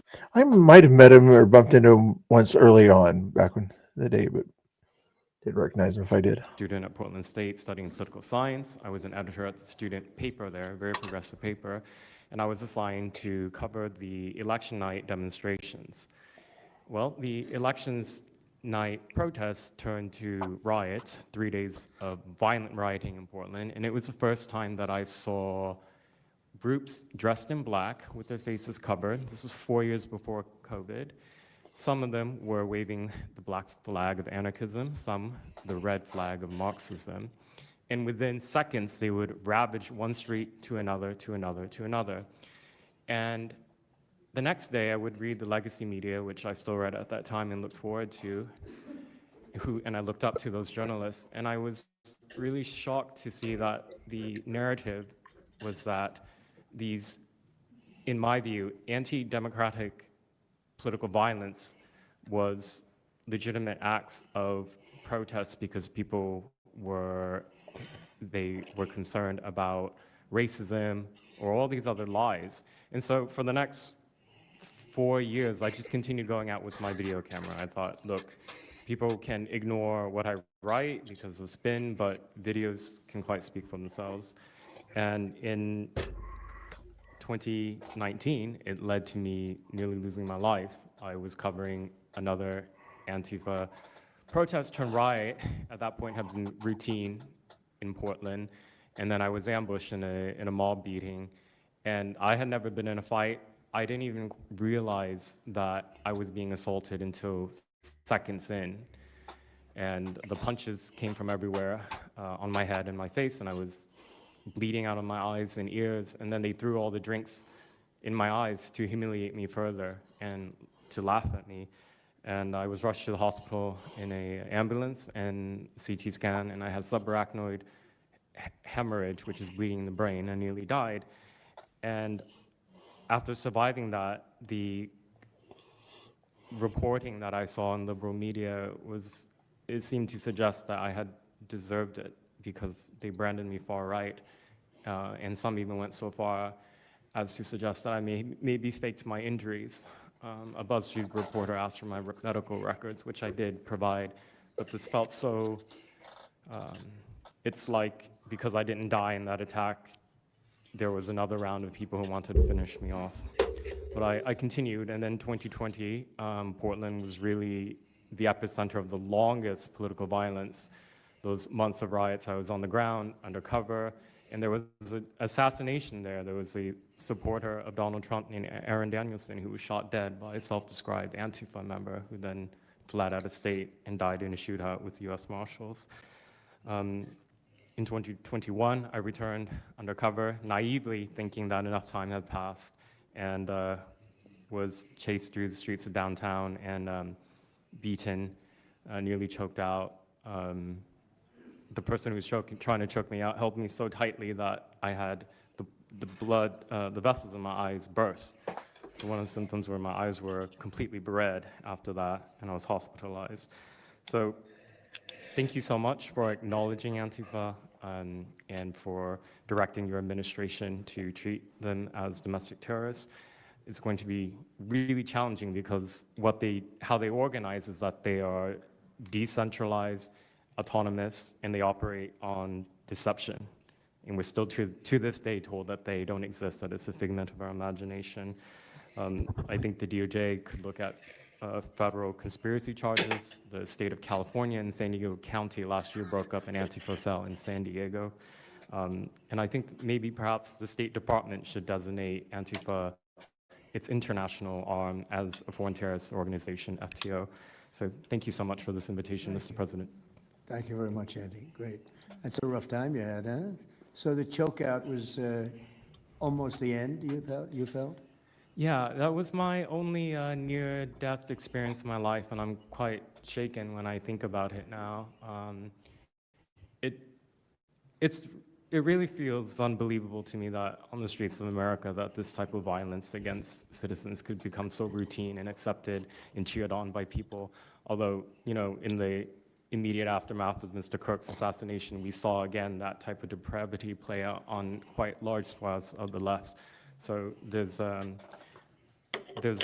deep sickness that's in this country right now, and it pains me a lot to acknowledge it. Yeah, the amazing thing is you look at Portland, and you see fires all over the place. You see fights and, I mean, just violence. It's just so crazy. And then you talk to the governor, and she acts like everything is totally normal. There's nothing wrong. It's almost like, are you waking up from a dream or something? You see it on your network. You see it all over the place. And it's so bad. It's so crazy. It's like the movies you see for the kids, I guess not only the kids, adults also, where you have these bombed out cities and these bombed out people. It's like worse than that. I don't think they could make a movie as bad. And then the governor will get up and say, I don't know why they're coming here. It's such a wonderful place. And the amazing thing is the people want us to be there. The people, when they get the real people that live there, many of them have left, but the real people want us to be. The same thing in Chicago. So they've had 60, 70 murders over a short period of time. Murders, people that got. They've had hundreds of people shot, and then a guy like Pritzker, or this low IQ mayor, gets up. I mean, he got up. He's got a 5% approval rating, and the people are all against him. They want people to come. Beautiful black women are wearing a MAGA hat last night on television. Beautiful people, and they said, we don't care who comes, just stop the crime. They don't care, frankly, they don't care if it's National Guard, military. Send in anybody you want, stop the crime. And they're afraid to go out. They can't even go out. And then a guy like Pritzker, think of that, 50, 60, 70 people over a short period of time murdered, actually murdered, mostly gun violence, but knives, but gun violence, they're murdered, and hundreds of people shot. They had one weekend where they had like 18 murdered and 71 shot. But they said, you know what their excuse is? Yeah, but it was a long weekend. In other words, it was a long weekend, so that was okay. And then Pritzker gets up and he says, like, I don't know what they're talking about. We don't have crime here.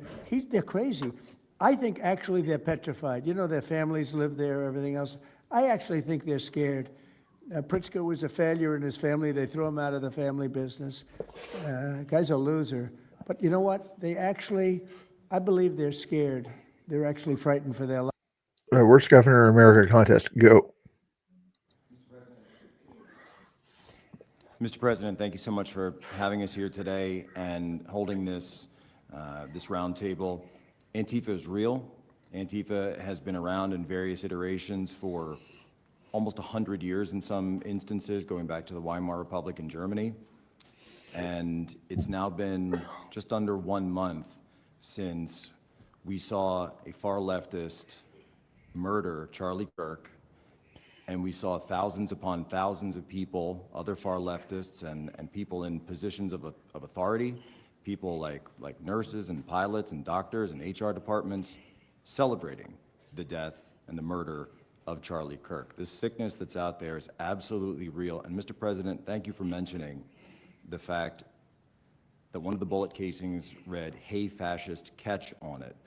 One of the other bullet casings right next to that had Bella Ciao written on it. Now, Bella Ciao is a song that is known in Antifa circles as the international anthem of Antifa. And all of us around this room that have studied Antifa, we're very familiar with these symbols. And Mr. President, I think the situation is getting worse. When you look at people like Luigi Maggioni in his 20s, Thomas Matthew Crooks, of course, who took a shot at you, sir, the ICE shooter in Dallas, and now this Tyler Robinson, we're starting to see a pattern of more and more murderous violence. And this same violence is not just random. It is targeted assassinations, which are getting worse. And every single one of us in this room that goes out there, and obviously you as well, sir, and all the staff, we are now under that threat every single day. And working there at Turning Point USA, and I've spent just about the last month out there in Phoenix with Erica, with the family, with the team. And I will tell you this, Mr. President, even though going through something like that, which is an absolute nightmare, and people say, you know, what was it like to speak in front of all those people? It was horrible. Every second of it was horrible. But we're not going to quit. And Turning Point USA is continuing the tour that Charlie was on. We had 6,000 people when we went back to Utah. We had 5,000 people last night in Montana, if you can believe that. We are continuing to organize on campus. We are getting more and more people coming out in the face of this threat, knowing what happened to Charlie. But Mr. President, we need to do something about this, because I fear that the next one who could be killed could be sitting at this table right now. And we're not going to stop, but they need to stop, and they will not stop until they are stopped. Thank you. Thank you, Jack. I appreciate it very much. One thing I have to say is that Washington, D.C. was almost as bad. I don't know what could be worse than Portland. You don't even have stores anymore. They don't even put glass up. They put plywood on their windows, but most of the retailers have left. But Washington, D.C. was so bad. And Pam, I'd say it took 12 days to really make it pretty good and a month to make it great. And now people are going out to dinner. The restaurants are booming. They don't have enough seats. They're opening up new restaurants because many of them closed. And people are walking down the street totally safe. A reporter, I'm not sure if she's there. I can't see somebody reported there. She is. She was violently assaulted. And I don't know, she tends to be somewhat liberal, but she wasn't liberal on this one. I appreciated your honesty, but that won't happen again. It won't happen again. You're lucky you're alive, frankly, with what happened. I know exactly what took place. So Washington, D.C., our capital, we thought we'd start there appropriately, and it's safe, and people are so happy. They're so happy. And now it's a couple of months. I went to dinner there. I felt totally safe. I gave a press conference right in the middle of the street, which I don't think Secret Service was thrilled about. But, you know, I'll tell you what, I wouldn't have wanted to do it 6 months ago. It's incredible what happened. Now we're in Memphis. As you know, we're having a great impact in Memphis. It's been only a week, but it's, Cash, I hear it's been amazing what's happening there just very early. But you take a look at D.C. and you take a look at some of the other. We've had a big impact there. What we haven't said, because Pritzker said, well, crime is going down in Chicago. Well, 5 months ago, Cash went to Chicago with a lot of FBI agents just to prepare it so that we went in with, I guess you could call it a surge, call it whatever you want, but would be even more effective. And we're going to be doing that, and very, very strongly doing that, because Chicago is a very unsafe city. It's a great city. The head of the Union Pacific Railroad said, sir, please save Chicago. It's a great city. It can be saved. Other cities are gone. I mean, they're lost. They can get better, but they're just really, they've been so decimated.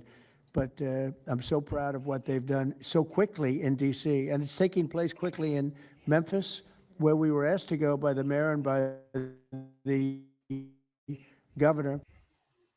And it's really incredible what we can do and how fast we can do it. Let's go for two more. Would you like to go? And then Katie, you'll go. Okay, please. Yeah, thank you, Mr. President, for having us here. And not to sound like a broken record, but it needs to be said that Antifa is real. Yeah. It's real. It's a threat. I just saw them last weekend over in Portland while they're causing mayhem over there.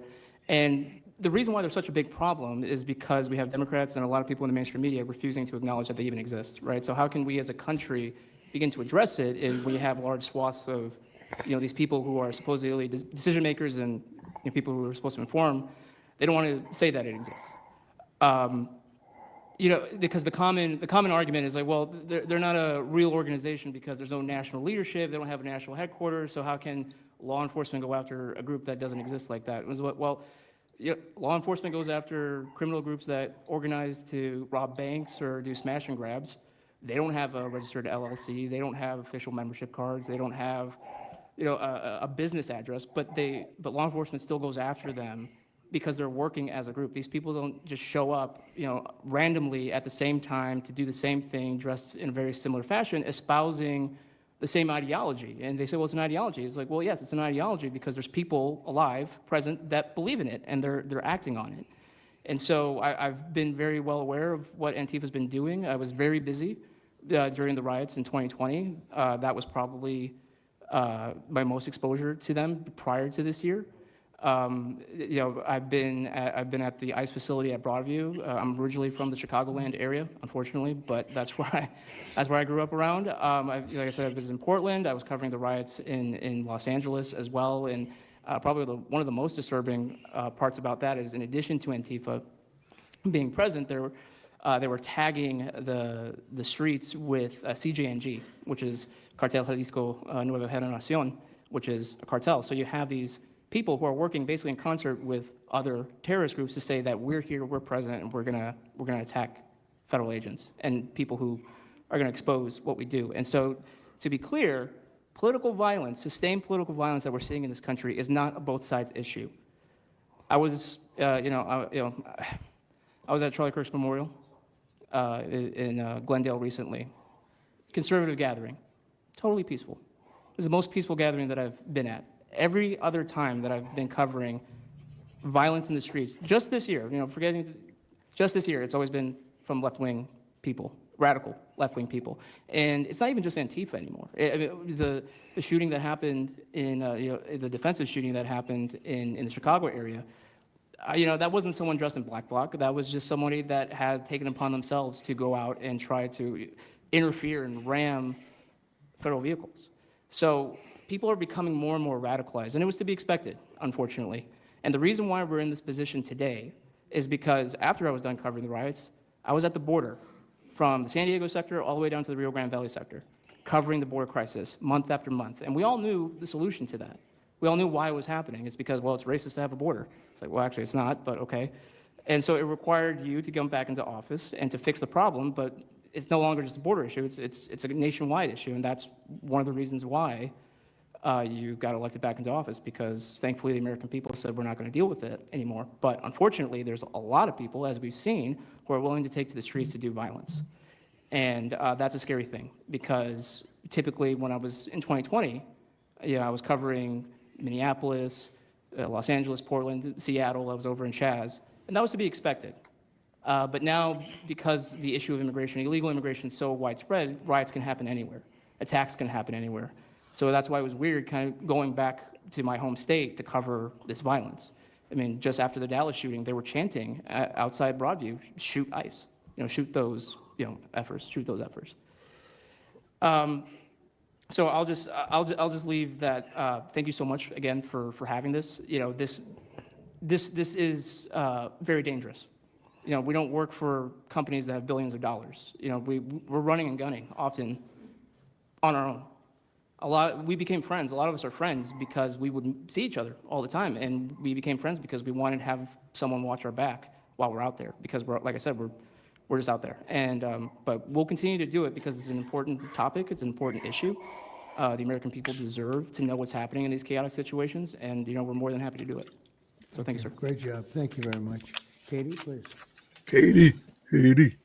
Hi, Mr. President. It is an honor being here today, and I first wanted to start by thanking you guys for designating Antifa a terrorist group. It's exactly what this group is. It's a long time coming. I'm an investigative journalist from Seattle. I work for the Post Millennial alongside Andy No and Jack Posobiec. I have been infiltrating Antifa cells in Seattle and Portland for the past decade. I know their inner workings, and Antifa uses extreme political violence to crush the civil rights of their political enemies and believes that violence is justified by any means necessary. But today, I want to focus on what is happening in Portland at the ICE facility. I've been covering this for the past 4 months, and this is a call out to corporate media who has completely ignored this story or has falsely reported on it. This is nothing short other than a sustained attack on the United States, which is being supported by Democratic elected officials. The Portland Police Bureau has completely abandoned several blocks outside the ICE facility, giving away their jurisdiction to a terrorist group who has spent the past 4 months harassing, assaulting, and intimidating anyone they perceive to be against their cause. Not only have federal agents been relentlessly assaulted for more than 100 consecutive days, black-clad anarchist militants concealing their identities behind black facial coverings have been assaulting reporters just for trying to cover their crimes. Today, I am sitting here with a black eye and a concussion after being violently hit in the face with a metal pole while reporting outside the ICE facility just this past week. After the attack, I immediately went to three Portland police officers who refused to detain the suspect. I took the time to chase down the suspect in the streets, had her held for 35 minutes. I was waiting for Portland police to come, and they never came. Then that's what opened my eyes to what this group is actually doing. I watched 20 Antifa militants help my assault suspect escape into an Antifa safe house that is 1 block away from the ICE facility. And this safe house is where Antifa-affiliated protesters are conducting paramilitary operations. It's where they're arresting, they're showering, they're eating to continue this occupation. I have staked out this safe house and have observed shift changes. This group is highly organized. It is being funded through mutual aid groups, and they have no plans of stopping. Residents living across the ICE facility have been held hostage by Antifa. They're begging for federal intervention. The city refuses to help, and they want you, President Trump, to come in and restore law and order. I want to stress the importance of taking this situation seriously, because when I first started reporting on this occupation, I went undercover in Black Bloc. I talked to these Antifa militants. I lasted for about a month. They believe that ICE agents are the Nazi Gestapo who need to be killed. They told me that directly, and I think that if this situation is not taken as seriously as it is, it's just a matter of time before someone gets killed. And thank you for having me. Thank you, Katie. That's pretty incredible. The only question nobody can answer is why. Why are they doing this? They're like insurrectionists. They're terrible people. But you really wonder why. Why are they doing it? What are they gaining other than they're obviously paid? They're paid a lot of money.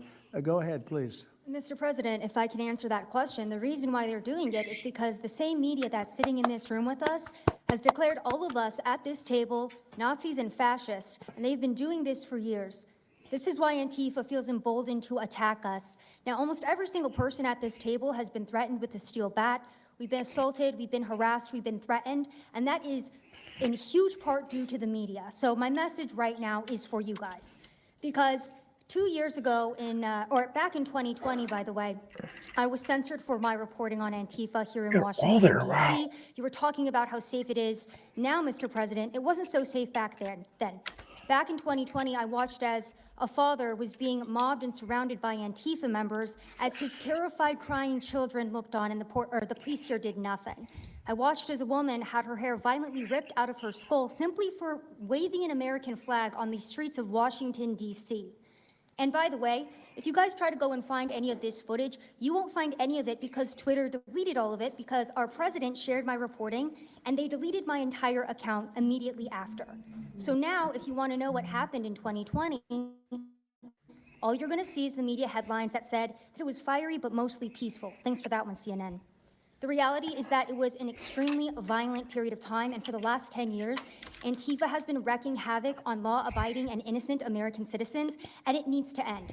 Now, I'm with Turning Point USA. It's an honor to be here, Mr. President. Thank you guys so much, everybody in the administration, for giving us a seat at the table, because the media has not only been demonizing us for so long, but immediately after the brutal assassination of our founder, Charlie Kirk, our Turning Point USA chapters have seen an uptick in violence across the nation as Antifa chapters that are embedded in our universities go and target them. It's been extremely difficult to report on the ground, and for a long time I was afraid to go to Portland because I knew that the only people who would have my back, like Julio said, were one of my friends on the ground because there is no police force there. I was terrified to go because I knew if I got shot or stabbed, and I have been assaulted, I've been mobbed and robbed in Austin, Texas by Antifa, that nobody would come to help me. So my plea to the entire administration, especially to the DOJ, is every single radical left-winger who was in front of the ICE facility in Chicago, in New York, in Portland, please make sure that you use the full force of the law to come after each and every single one of them, because it is us being soft on left-wing violence that has fomented all of the terror that we have seen in this country, and it is the left wing getting away time and time again with assaulting law-abiding American citizens that has led us to this place. So truly, to the Americans that I speak to on the ground, they feel completely abandoned by their state and local government. So please step in. You have Americans begging for the National Guard. And to the media over here, please report on the truth. Please do your jobs. I'm an American citizen. Everybody at this table simply views ourselves as American citizens who have an iPhone and the will to actually tell the truth. So please take your job seriously and tell the truth to the American people. And thank you for letting me be here on behalf of Charlie to continue his legacy of cleaning up the country. Thank you, Mr. President. Thank you very much. Appreciate it. Wow, you feel very strongly, I can see. I'm mad. I got beat up so many times, Mr. President. My friends have gotten beaten up, and I want to cry right now from happiness because we have been completely ignored for so long. For almost 10 years, we've been getting assaulted on the streets. I have watched children cry as their parents have been attacked on the streets. That should not be happening at our nation's capital. So please, again, the DOJ, please utilize the full force and go after each and every single one of these people. Fantastic. Thank you very much. Great job. Impassioned. That's important because you should feel like that. Please, go ahead. Mr. President, thank you for having us here and bringing together this panel of brave journalists, everybody on this side of the room. And no one can speak to the violence better than these people here. So I think we know that this is not just a story about violence and chaos, as you alluded to, Mr. President. This is a money story. And at the Government Accountability Institute, my colleague and I, Peter Schweitzer and our team, we followed the money, and we followed it to the top of what we call the protest industrial complex, Riot Inc. And we found a network of NGOs. It's not just the Soros network, the Open Society network, it's other funding networks, the Arabella funding network, the Tides funding network, Neville Roy Singham and his network, Foreign Cash. And it's also big left-wing funders. Some of them are not citizens of this country. Mr. Hans-Jörg Wyss of Switzerland. They're pouring money into this entire ecosystem. And so I want to share 3 money facts with you about what we call Riot Inc. Number one, like any corporation, Riot Inc. has many divisions. It doesn't just have the Antifa boots on the ground division. It has PR divisions. It has marketing divisions. It has a very well-funded legal division to get these boots on the ground back on the streets as quickly as possible. But it does have those investors that I mentioned. Number 2, we have identified dozens of radical organizations, not just the decentralized Antifa organizations, but dozens of radical organizations that have received more than $100 million from the Riot Inc. investors. These would be the lawyer groups. These would be the groups that advocate for calling good, honest Americans fascists, et cetera. And then 3 thing is that we have found that more than $100 million in U.S. taxpayer funding has flowed into these funding networks, including at least $4 million to these very groups themselves, not just Antifa types, but there was an event in Atlanta called Stop Cop City. Over 60 rioters were charged with domestic terrorism. These groups received money for that from both the billionaire class as well as taxpayer money. So one other thing, this money helps fund the decentralized crowdfunding platforms. These are ways that Antifa, the John Brown Gun Club of Elm Fork, which had links to that attack on the ICE facility, the Socialist Rifle Association, and just because they don't have LLCs or EIN numbers doesn't mean they can't get paid. Some of these funding platforms, crowdfunding platforms, are funded by this network that we call Riot Inc. So again, I want to thank you for your leadership, for the whole cabinet's leadership on this. We're going to keep following the money and appreciate everything you're doing, sir. Do you know the name of any of the funders? Do you know the names? Because if you do, I'd like you to give them to Cash or Pam. Absolutely. Or Christy. Yeah, we'll do that. As soon as you can. That's all of you. Because you probably know the names after a certain period of time. You tend to find out. But these are people that do not have good intention for the country, and that's treasonous probably. So if you could, very important, if you could do that, it would be great. Nobody would know better than you. You'll figure it out. Thank you. Please go ahead.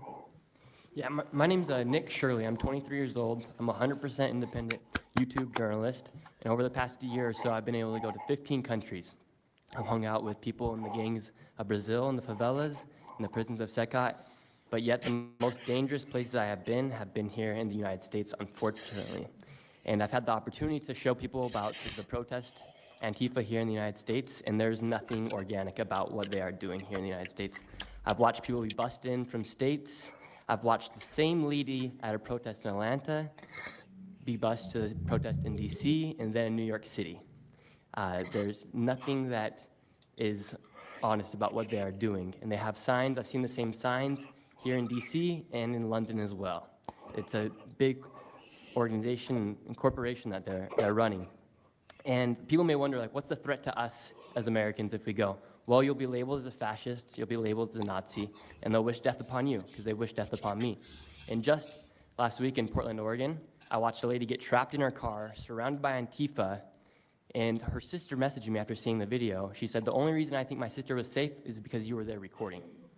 I also was chased out by a member of Antifa who said he would smoke me, and next thing he knew, a DHS sniper had lasers on his chest. If he was not there, who knows what would have happened that day. These people are very dangerous, and people wonder how they're able to do it. It's the reason is because these cities are not enforcing the law. And why should these people be worried if the law is not being enforced? And we are not far right, nor are we far wrong. We're just right. And the truth about what's happening here in America with these groups is very dangerous. And I thank you, Mr. President, and your administration as well for acknowledging that. Thank you very much. It's too bad you have to go through it. but I know, thank it's a little you very crazy, much. right, Mr. President? Well, you're going to get to the bottom of it, so it's a very important thing you're doing. Thank you very much. Please, Cam. Yeah, I've just got something very short. I'm attacked every time I do my job. When I leave my house to go to work, I am violently assaulted. I've had guns pulled on me. I've been bear sprayed. I've been beaten down. I've been almost killed. So my question for all of you is, how would you feel if every time you showed up to work, masked militants tried to kill you? Because that's how we feel. That's our lived reality. And you guys go and tell us that we're liars, the riots aren't that bad, right? I've never seen any of you guys on the ground. In fact, I've never seen anybody representing the companies you work for on the ground. You guys come to us for interviews that never get published. Stop saying we're lying. We're not. We risk our lives every day to do the job that you guys are too afraid to do. What network would you say is the worst, if I could ask? Oh, man, yes. I mean, honestly, it's a simple question. And Well, there's a lot of people in this pool, and I would say I'm not talking about Fox. I'm not talking about Newsmax or any outlet that resembles them, so I'll let you guys put the pieces together on who I'm exactly talking about. Who would you say, which network would you say? MSNBC, for sure. Oh, they're Yeah. terrible. I agree. They're CNN, terrible. probably close, yeah. Yeah, I'd rate it that way, yeah. MSNBC, that's Brian Roberts. Yeah. That he allows that to happen is a disgrace. Absolutely. And CNN is second. Yeah, I would say CNN is not quite as bad as MS. MSNBC is not What really a about news others? site anymore. Oh, MSNBC is sick. Yeah. They're sick. Well, Who- sir, it's who also else? just the stories that they publish about what's the ICE enforcement operations that are so heavily slanted that it's no longer, as I was saying, no longer just Antifa, but Americans that are becoming radicalized. So they've been very irresponsible with how they've been reporting Who on is it. that? MSNBC, for example, they're Would you rate them the worst? probably. And who would you rate second? Well, they ran a story about an operation in Southern California about how a father of 3 Marines was arrested, and they made it seem like they just did it because he's brown.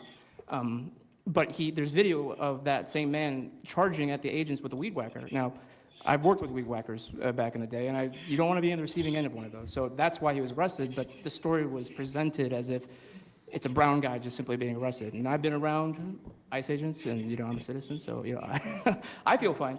But it's just that's why. It's not just Antifa. It's not happening in a vacuum. It's No, it's multiple working in factors. conjunction. I think they work in conjunction with some of the media. I think ABC is very bad. I think NBC is very bad. And CBS has a new owner, so we have hope for CBS. CBS has a great new owner, my opinion. But I will tell you, ABC is terrible. NBC is terrible. NBC's They're right there in front of him. did over legally so they couldn't be tainted by the words MSNBC, but they are absolutely terrible. There are a lot of them. What about independents? Independent networks. They're a little bit better, but I would say that we're an example of how you don't need to be part of a super large company to be able to do just basic journalism. All you got to do is sit and record, and you'll let the story play out. And that's why they hate us. That's why Well, I Antifa targets watched us. a level of dishonesty that's incredible, where answers are changed. Like just before the election, an answer was changed by Kamala. She gave a horrible death-defying, election-defying answer, and they took the answer out and they replaced it with another answer that she gave 5 minutes later, having to do with a different subject, but at least it wasn't election-defying. No, the level of dishonesty with the media is incredible, whether it's on Antifa or many of the other groups. You know, you're talking about Antifa, and I know that's close to your heart because that's the one that's most affecting you, but there are others that are as bad or almost as bad as Antifa, having to do with different people, different sections of the world, but it's terrible. We're not going to let it go on in this country. We're not going to let it go on. And a big problem is not all of them, but some of the networks out there. And you do wonder why. You really do. Okay, please. Go ahead. Yeah. Jonathan. Mr. President, thank you again. Thank you. My name's Jonathan Cho. I am an investigative reporter for Frontlines Turning Point USA. I'm also a senior fellow at Discovery Institute in Seattle. And I cover far-left extremism as well as the homeless drug crisis in America. And I find it oftentimes those worlds intersect. And hot off the presses, what I wanted to bring to your attention today is a report from a Capital Research Center here in DC in conjunction with Discovery Institute. They just put out this study right now. And what it shows is that Antifa is heavily embedded in the homeless and housing nonprofit sector. In many cases, the homeless industrial complex is running cover for Antifa. Antifa is benefiting from American tax dollars, and they're essentially being used as the muscle. Let me give you an example. There's a group called Stop the Sweeps in many U.S. cities right now. They get in front of encampment sweeps. What they're doing quietly is they're bringing in Antifa militants to manufacture a crisis to make the police look bad.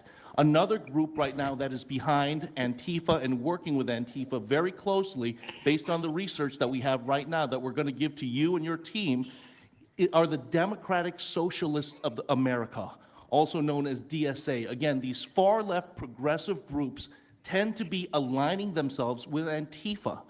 So finally, in closing, what I wanted to thank you again, Mr. President, is that a few months ago, earlier this year, you put out an executive order on homelessness and the drug addiction crisis in America, and that's sent the entire homeless industrial complex on the run.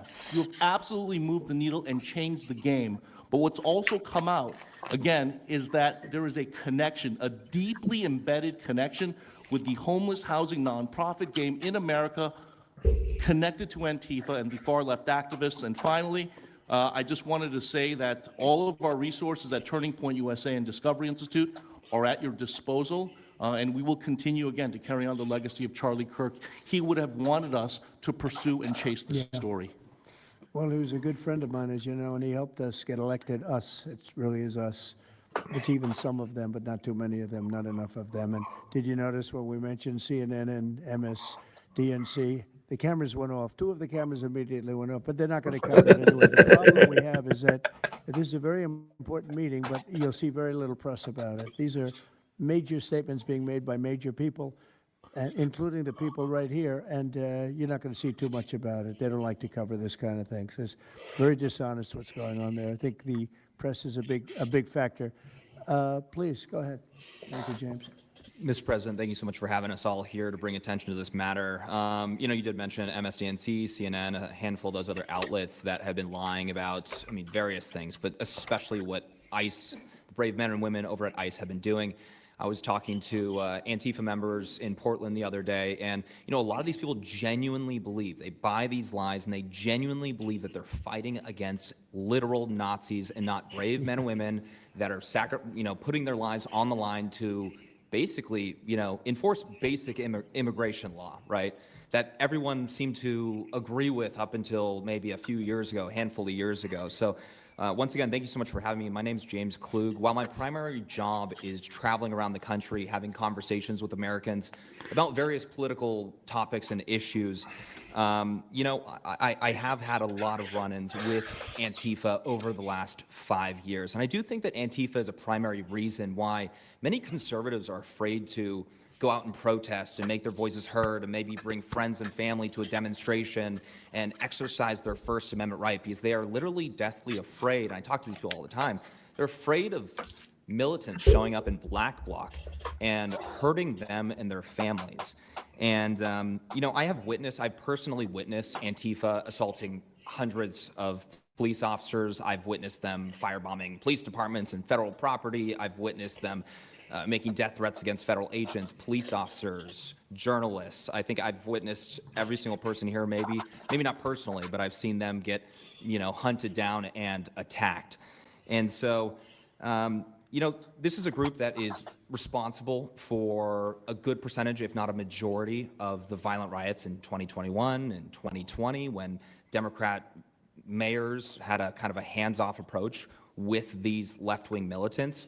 Just as a quick reminder for everybody, we're talking about dozens of murders that happened in those riots. We're talking about billions of dollars of damage to property and communities all over the country. We're talking about thousands of officer injuries. So this isn't just like some little thing that they're, they punch a journalist here and there. No, they're responsible for a lot of damage and a lot of people that have, unfortunately died and basically suppressing people's voices, And so what I did want to talk about is to get this footage, almost every single person in the room here, to get this footage, you have to go undercover because you are at risk of being beaten or worse. You have to go undercover. You have to film low key to capture them committing crimes. This is stuff that the mainstream media was not doing and has not been doing. They'll show when Antifa is maybe it's a little bit more peaceful, and they'll show when it's more mellow, but they'll remove the cameras when things get violent and it's actually dangerous to be here. And I have personally witnessed legacy media vans showing up at a riot 300 yards away, getting out of the vehicle, filming for 30 seconds, saying something like, fiery but mostly peaceful, packing up, and to add insult to injury, you have Democrat politicians that are saying, it's just an idea, right? That's all this is, so it's just an idea. After all of this chaos, it's just an idea. Well, that idea has threatened to kill me and many of my friends that are here today. So, Mr. President, thank you so much for bringing this to the forefront, and it's definitely making a big change. Really appreciate you. One question. So why is it there are numerous groups? I mean, Antifa is terrible, but you have other groups that I guess probably are almost as bad or just as bad. Not one other group was mentioned. I'm sort of surprised at that. You just come into contact with Antifa? It seems to be that you mostly come into contact with Antifa, please. There's a lot of overlap, and I would say that, for instance, Jonathan brought up the Democratic Socialists of America. They're basically the same thing. I mean, there's a lot of Democratic Socialists of America who are out there in Black Bloc, hiding their faces. And so I think we use, and I do understand, for the record, I do understand the challenge, as Andy pointed out, with Antifa as a graspable entity. I do. But at the end of the day, when you look at behavior, you prosecute behavior, right? We're not prosecuting ideas or ideology, you're prosecuting behavior. So whether you can prove that this amorphous thing is Antifa or someone has a patch that says Antifa, it doesn't matter. Did they assault someone? Did they assault a federal agent? Were they engaged in rioting? What is it? And so they're always using that, oh, well, they don't call themselves Antifa, even though some of them literally do. It's called Rose City Antifa. How long has it been around in Portland, Andy? Since 2007. They call themselves Antifa. In Seattle, I was outside the federal building, and they were yelling, there's no police here, this is Antifa land. And at the same time, Democrats, like our governor, oh, Antifa is an idea. But yeah, I think Antifa can overlap with a lot of other entities and organizations. Very good. Thank you. President Trump, I just wanted to add this real quick because you were asking which mainstream media outlet is the worst. What I think, it's any of them that decided to call Kilmar Abrego Garcia Maryland Dad. Because when I'm out there on the street talking to these people, they call Maryland Dad is this human, he's actually a human trafficking MS-13 gang member that's illegally in the country. But the amount of people on the street that I spoke with that thought that he was a U.S. citizen that was being deported to Uganda is dangerous. These people genuinely believe, based on what comes out of the garbage standing over here, that you guys are deporting U.S. citizens. So that's what's causing all these when problems. you have a governor like Pritzker in Chicago, where you have Illinois, which is in a lot of trouble, Chicago's there. potentially a great city again. It's not great now, but it could be great again. That's why we have to get there soon, because eventually you can't do that. I love them calling it out. What makes a man like that say that things are wonderful? Why doesn't he say, we love that President Trump is going to come and help us clean up Chicago and make it safe again, as opposed to fighting us and pretending that there weren't 50 murders and 200 shootings and all of that? Why is that? Go ahead, Nick. To spite you. To spite the administration. That's simply what it's about at this point. Because, if you go and talk to some of these citizens, like I'll use Portland as an example again, because I've been there for so long now. You talk to the neighbors that live in the apartments next door to the ICE facility. There are veterans with PTSD that live there, and they're here all night long, screaming, fireworks being lit off by these rioters, children crying, because they, can't sleep at night and they're scared of all the noise outside, and they can't leave. They can't. I mean, they got a lease. You can't just leave. These people aren't wealthy individuals. You guys can't wait till the reporters ask their questions, can you? You can't wait for it. And speak out, and they're getting no help from their government at all. They've been begging for the noise ordinance to be enforced outside of their apartment complex for months now, and the city of Portland has ignored them every single time. The victims are, as I said, they're afraid, but the governments aren't doing anything because they want to spite the administration. It's all political. And the politicians make you feel like you're foolish, like there's something wrong. How could President Trump be saying that about Chicago? And yet, the night before, you see that, 11 people were shot, 5 people died, and you have him talking about like it's a wonderful situation. They make you feel guilty. And a lot of people don't get over that. They just don't get over it. I think they convince the people. Do wealthy people leave too or not? Places like Portland, are the wealthy people leaving? People that can leave, are they leaving? I think that they're moving to the areas that have been gentrified. I mean, the Oregon governor, when she was saying, we don't need Trump here, she's walking around, it's a very tight shot, if you notice that. And she said, Portland's just fine, look at me. And they'll focus on the couple areas of Portland Well, that she are was very saying nice. that, and there were explosions in the background. Yeah. I mean, there was a reason they cropped it in. Explosions in the background. Sir, Anybody have anything else to say over here?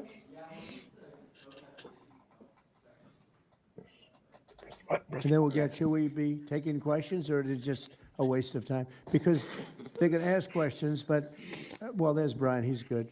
But you know what? In a way, it's a waste of time, because if you give a great answer, they don't put it on. If you give a horrendous answer, or even if you give a great answer, they make it sound like it's not a great answer.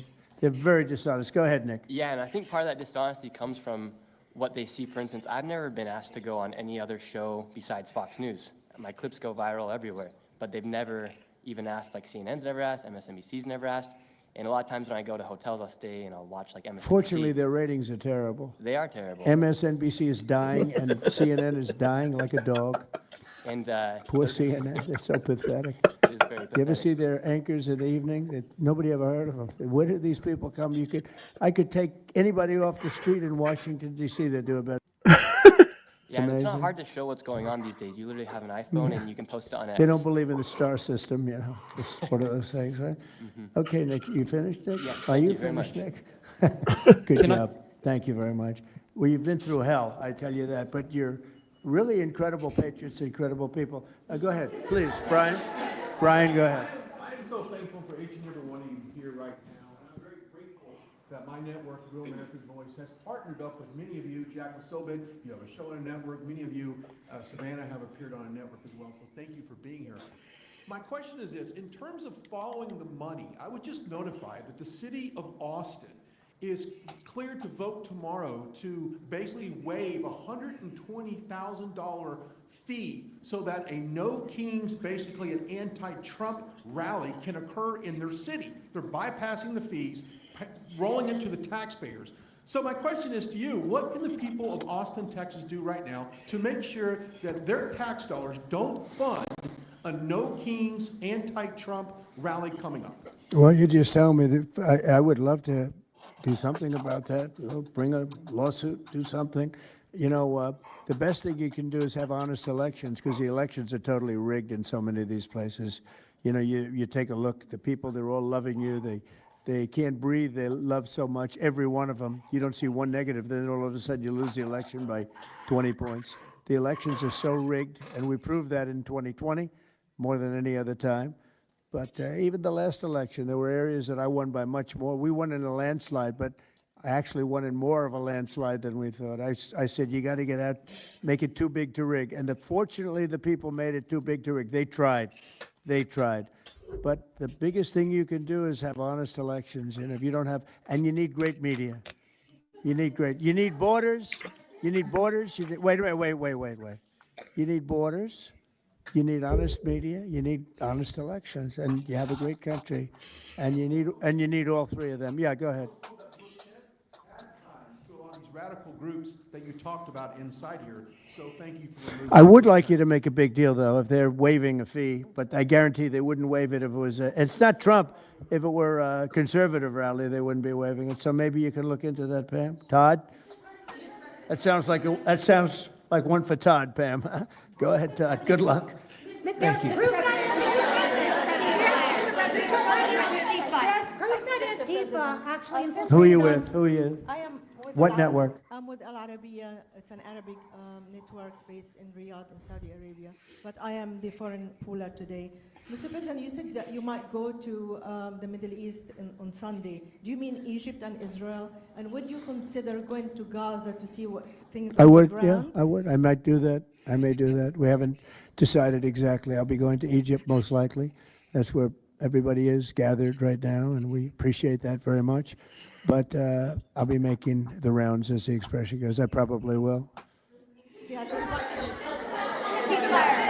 ahead. Mr. President. Go ahead. Just to clarify, you said you might go to Gaza. You're saying that's Who the you first with? topic. I'm representing the TV pool, but I'm with NBC, sir. That's too bad. Go ahead. But you said you might go to Gaza, and then the second question I had earlier today, you said the mayor of Chicago and the governor of Illinois should be jailed.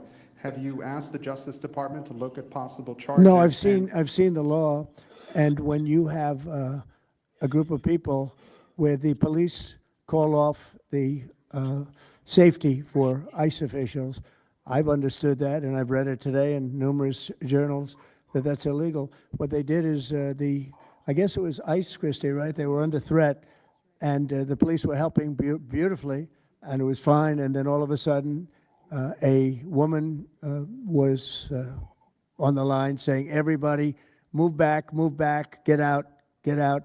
And they were given an order by the second person in the police department, and the governor knew about it, the mayor knew about it. I understand that's a criminal offense. Do you want to comment on that, Christie?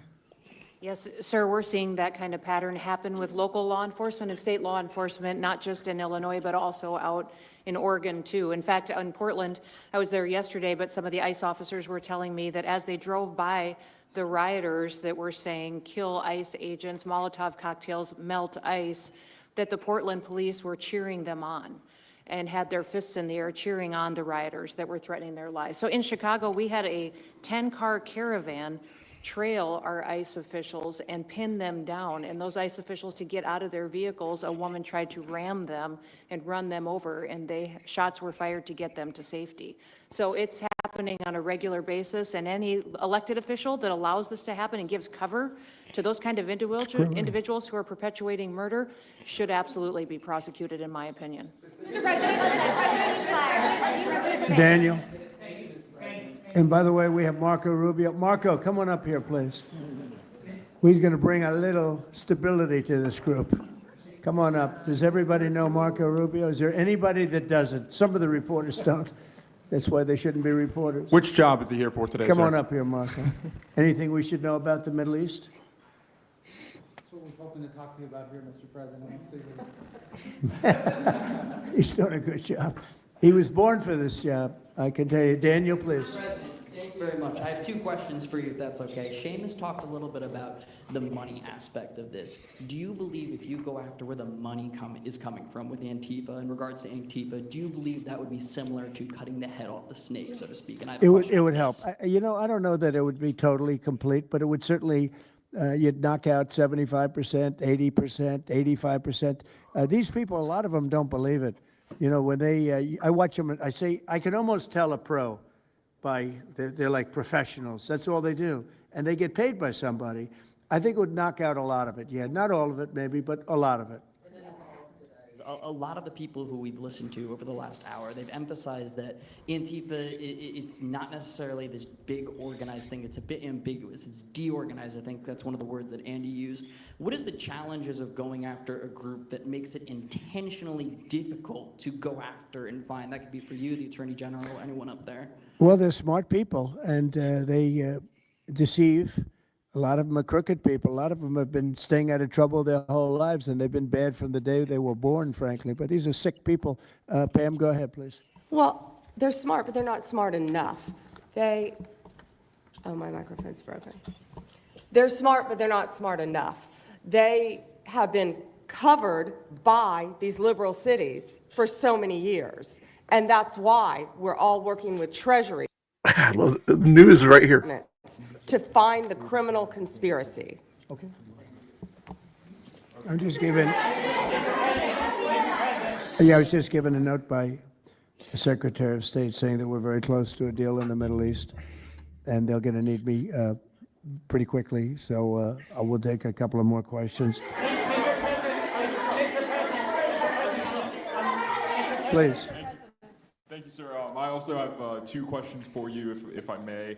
Have you given any more thought to possibly suspending habeas corpus to not only deal with these insurrectionists across the nation, but also to continue rapidly deporting illegal aliens? Yeah, it's suspending who? Habeas corpus, sir. Oh, I don't know. I'd rather leave that to Christie. What do you think? No, sir, I haven't been a part of any discussions on that. All right, go ahead. In the ceasefire This is negotiations. CNN speaking, by the way, so, Are you you know, this is personally one of the worst. I don't even want to take a question. It's a waste of time. Go ahead. Mr. President, how will you decide which workers get back pay and which workers do not? Well, we're going to see. Most of them are going to get back pay, and we're going to try and make sure of that. But some of them are being hurt very badly by the Democrats, and they therefore won't qualify. Go ahead, please. What will the administration do to foreign Antifa organizers and funders who are located overseas? Go ahead, in the yellow, please. So the Nobel Peace Prize will be announced on Friday. You've been nominated by many world leaders. By many, many countries, that's Many right. countries as well as the hostage families. Do you think you will win? I have no idea. I mean, look, I did settle. Marco would tell you we settled 7 wars. We're close to settling an 8th. And I think we'll end up settling the Russia situation, which is horrible. 7,000 people died last week, by the way, in Russia, between Russia and Ukraine. I think we'll settle that. So I don't think anybody in history has settled that many, but perhaps they'll find a reason not to give it to me, you know? Perhaps they will. President Trump participating in the ceasefire negotiations.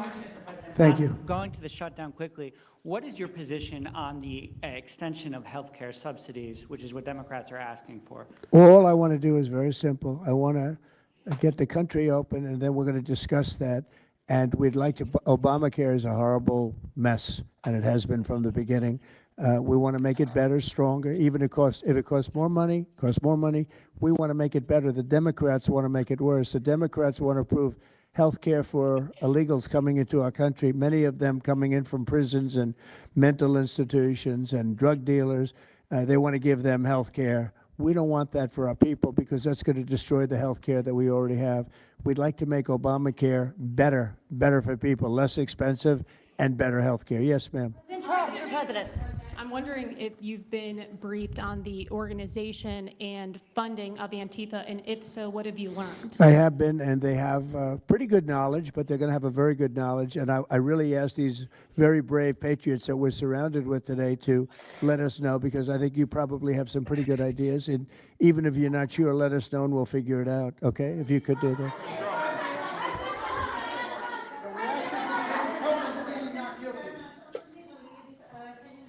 You're from Italy? No, I'm from France. Can you specify how close we are to the deal? Would that be announced today, tomorrow? And do you want to see the hostages released before you travel to the region? No, I think I'll probably go maybe before the hostages are released or shortly thereafter, pretty much shortly thereafter. Yeah, please. Participating in these negotiations. Thank you. Go ahead. Who you with? Who you with? The Center Square. I had the honor of asking you originally if you would designate Antifa a terror organization. And I stand here before you today, and I'm echoing what Andy said over here. Are you going to work with your administration as the Secretary of State's here? Are you going to work with your administration to designate it a foreign terror organization? You mean a terror? Antifa? A foreign terror organization. Well, has that been done? Pretty close, right? Would you like to see it done? Yes, Mr. President. You think it would help? They have foreign links I'd be glad all to across do it. I Western think it's the Europe. kind of thing I'd like to do. If you'd like, does Middle everybody East. agree? If you agree, I agree. Let's get it done, okay? Let's get it done. Marco, we'll take care of it. Mr. President. That's international, you mean? Yes. International. Mr. President. Sounds good to me. Foreign terror organization. Steve, are you okay with it? Yes, it's true. There are extensive foreign ties, and I think that would be a very valid step to take. Good, I think so too. Yes. Good, I think it's a good point. Thank you. President Trump, are you participating in this? On the shutdown, we are now about 1 week away from military service members missing their paychecks. We'll always take care of our military. Would you encourage Congress to pass a standalone bill to pay our service members? Yeah, that probably will happen. We don't have to worry about it yet. That's a long time. You know what 1 week is for me? An eternity. 1 week for me is a long time. We'll take care of it. Our military is always going to be taken care of. Yeah, please. Blue dress, blue.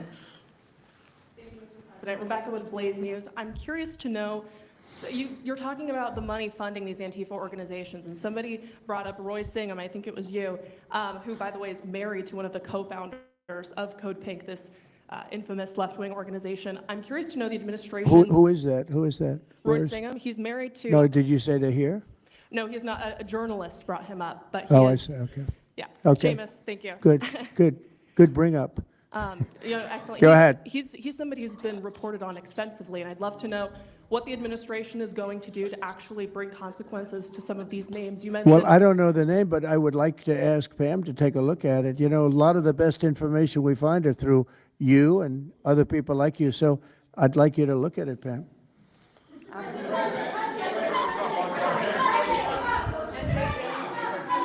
In the back, please. Compelling proof that Antifa did infiltrate on January 6th, dressed up like Trump supporters and incited violence. Is that something that you would want the new J6 committee at Congress to look into? Well, I've heard that. They dress up like, they're fresh out of MAGA, but they have nothing to do with MAGA. And they make trouble and they try and blame it. And yeah, we know some of that and we will be acting on some of that. We've seen it. So I think you could stay a little longer, but you know, the problem is, although you have some very honest journalists in here, you also have some mostly, largely dishonest journalists like MSDNC and CNN. I think they're very dishonest, unbelievably. It's like a waste of time even talking to them. But I have to go now to try and solve some problems in the Middle East, although I'm very well represented by our Secretary of State. He could probably do an even better job than me. But who knows? We don't want to take any chances. So we're going to go and do that. If you'd like, Pam, would you like to stay for another 5 minutes, 10 minutes while we have all these great people? And I'll let Pam and Christy take over and get some good points out. I just want to thank the people around the table in particular. You've been amazing. You've been brave. You're real patriots. You're real patriots. And at some point, we're going to have to look into, at least in certain cases, rewarding you with some very important medals and honors, okay, as we have done and will be doing with Charlie Kirk. You know, Charlie is getting the Presidential Medal of Freedom, which is our highest award outside of the Congressional Medal of Honor. And I think they're sort of even. One's civilian and one's military. But unfortunately, the civilian sometimes is military also because of what we have to go through on the streets of this country. I can only tell you this. We have a great nation. We have a nation that's right now the hottest in the entire world. We're the hottest nation in the world, despite all of the things we've been saying today. But that's going to make your job easier because nobody's doing better than we are financially. We've never done better. We've had, I think, 58 stock market increases since I've been top, meaning record increases. We have never seen anything like it, and we're going to keep it going. That makes it a little bit easier for what we're doing. I guess maybe it also makes some people crazy because they don't want to see us do well. but we're the hottest nation anywhere in the world, and we were a dead nation 1 year ago. I say it all the time. We were a dead nation. Now we're the hottest nation in the world, and that's said to by every leader. One of the reasons that we have every country already signed up or just about to sign, every country in the world on this whole mess we have going over with Hamas in the Middle East and all of the things you see, is they respect our nation. A year ago, you wouldn't have been able to get it. You certainly couldn't have gotten it with Biden. You didn't know where the hell he was. But a year ago, you wouldn't have been able to have a situation like this. So I just want to thank the people around this table, and then certainly the officials around the table, because they've been incredible. They've been brave. And I watched yesterday, Pam, and I watched a little bit. I thought it was so good. I rounded up, and I watched it late in the evening because I thought you were fantastic yesterday. You really, look, you had some wonderful senators, some great politicians asking you very fair questions, and you had some real slime balls. But I thought you were amazing, so thank you very much. And Christy, thanks for the great job. Cash, thanks for the great job. Always my man back down there. He's the silent type, but he's a hell of a lawyer. Thank you all. We're going to get peace in the Middle East. That's what we want to do. Thank you very much, everybody. Oh, I thought she was going to stay there for 5 more minutes. Doggone it. They'll probably stay there and kind of talk amongst themselves. Anyway, that was awesome. Awesome to see that. Wonder, that's probably the only feed available from there, unless there's some other news that's going to cover it. Real America's Voice was still in there. Country, this is the one to share because this Antifa threat clearly. They probably ended that one anyway. Anyway, that was pretty cool, wasn't it, guys? Man, my Mariners are tied up 3-3 with the Dodgers right now. I got to get to watching that thing there. So, did you guys enjoy that? Should I go see how Antifa is doing today, guys? Should I go watch and see what Antifa thought of that press conference in Portland? I'm thinking about doing it. I got other things I probably should do also, but I'm thinking about going to do that here this afternoon. It's already 2:00 my time. Doesn't get dark till 7. I don't want to be out there when it's dark. Not that I'm scared, just other things to do at nighttime. Let me check and see if I've got anybody's out there in the world of the raids here. Anybody in the world of the raids? I don't know what they call that. That's what I call it, the world of the raids. Anywho, yes, I am drinking Mountain Dew. Calm down. Need my energy. Hey, I didn't get any new subscribers today, guys. It's okay. I'll forgive you today. What else can I show you here? Click on this button here. I haven't given you any music yet today, have I? Calm down. Too loud.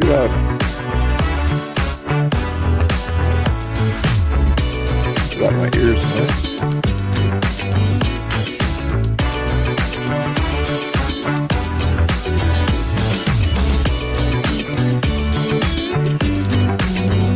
Get down.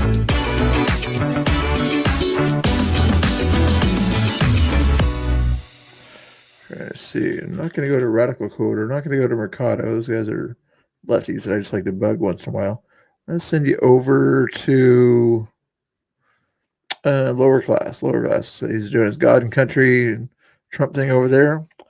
Hopefully he's going to stay on there a little bit longer, I would assume anyway. I don't see anybody else out there that I care to share the raid with, but yeah, he's a good guy over there. Save that. And if you want to ask him something over there, you guys ever ask the streamers that I send you guys to a question here? So I'm going to change this up here again. I'm going to type the question I want you to ask him in the chat, and then you copy and paste it into his chat, okay?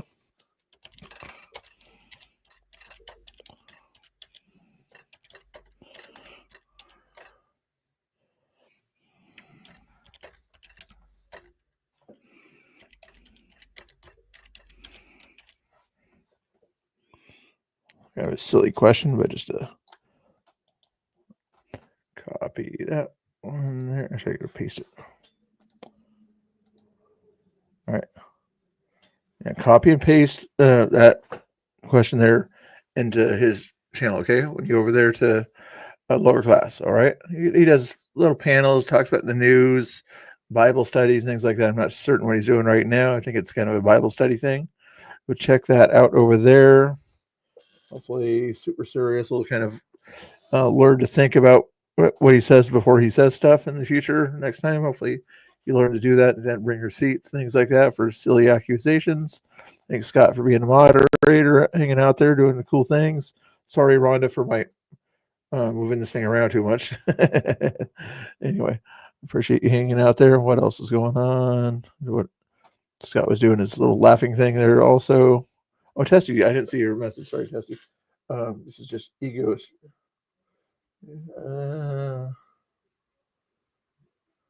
Oh, really? Oh, yeah. You think so? Really? Yeah, that never happened with Biden. You know, Biden wasn't sort of. Uh, that's how people with that cognitive decline that he has. That's kind of how they kind of keep their, I think, so stable and everything is to hear good things about themselves. So, but yeah, he left. He's never did anything like that. He didn't need that. He literally required that. Otherwise, he would get agitated and things like that would happen to him. But nice to see Testy. What else is going on? Well, anyway, that was pretty cool. Let me put a different picture on the screen here. Should I just put myself on the screen? Put myself on the screen for once. I don't usually do that too much. Where's the button? Where's the button? There I am. No dancing for you guys. No dancing. Maybe a haircut. Try to get a haircut in the near future too. Yeah, maybe I'll cut it myself too. Anywho, we'll send you over to lower class. Tell him Mr. Bill, copy and paste that question. Okay. You guys got that question? Have a good rest of the day. I'll try to. Hey, make sure you guys hit that notification bell if in case I do go to Antifa. You'll be the first ones to know if I head over to Antifa later today. Otherwise, I'll probably stream tonight, something or other. Later, Gators. 30 seconds. God bless.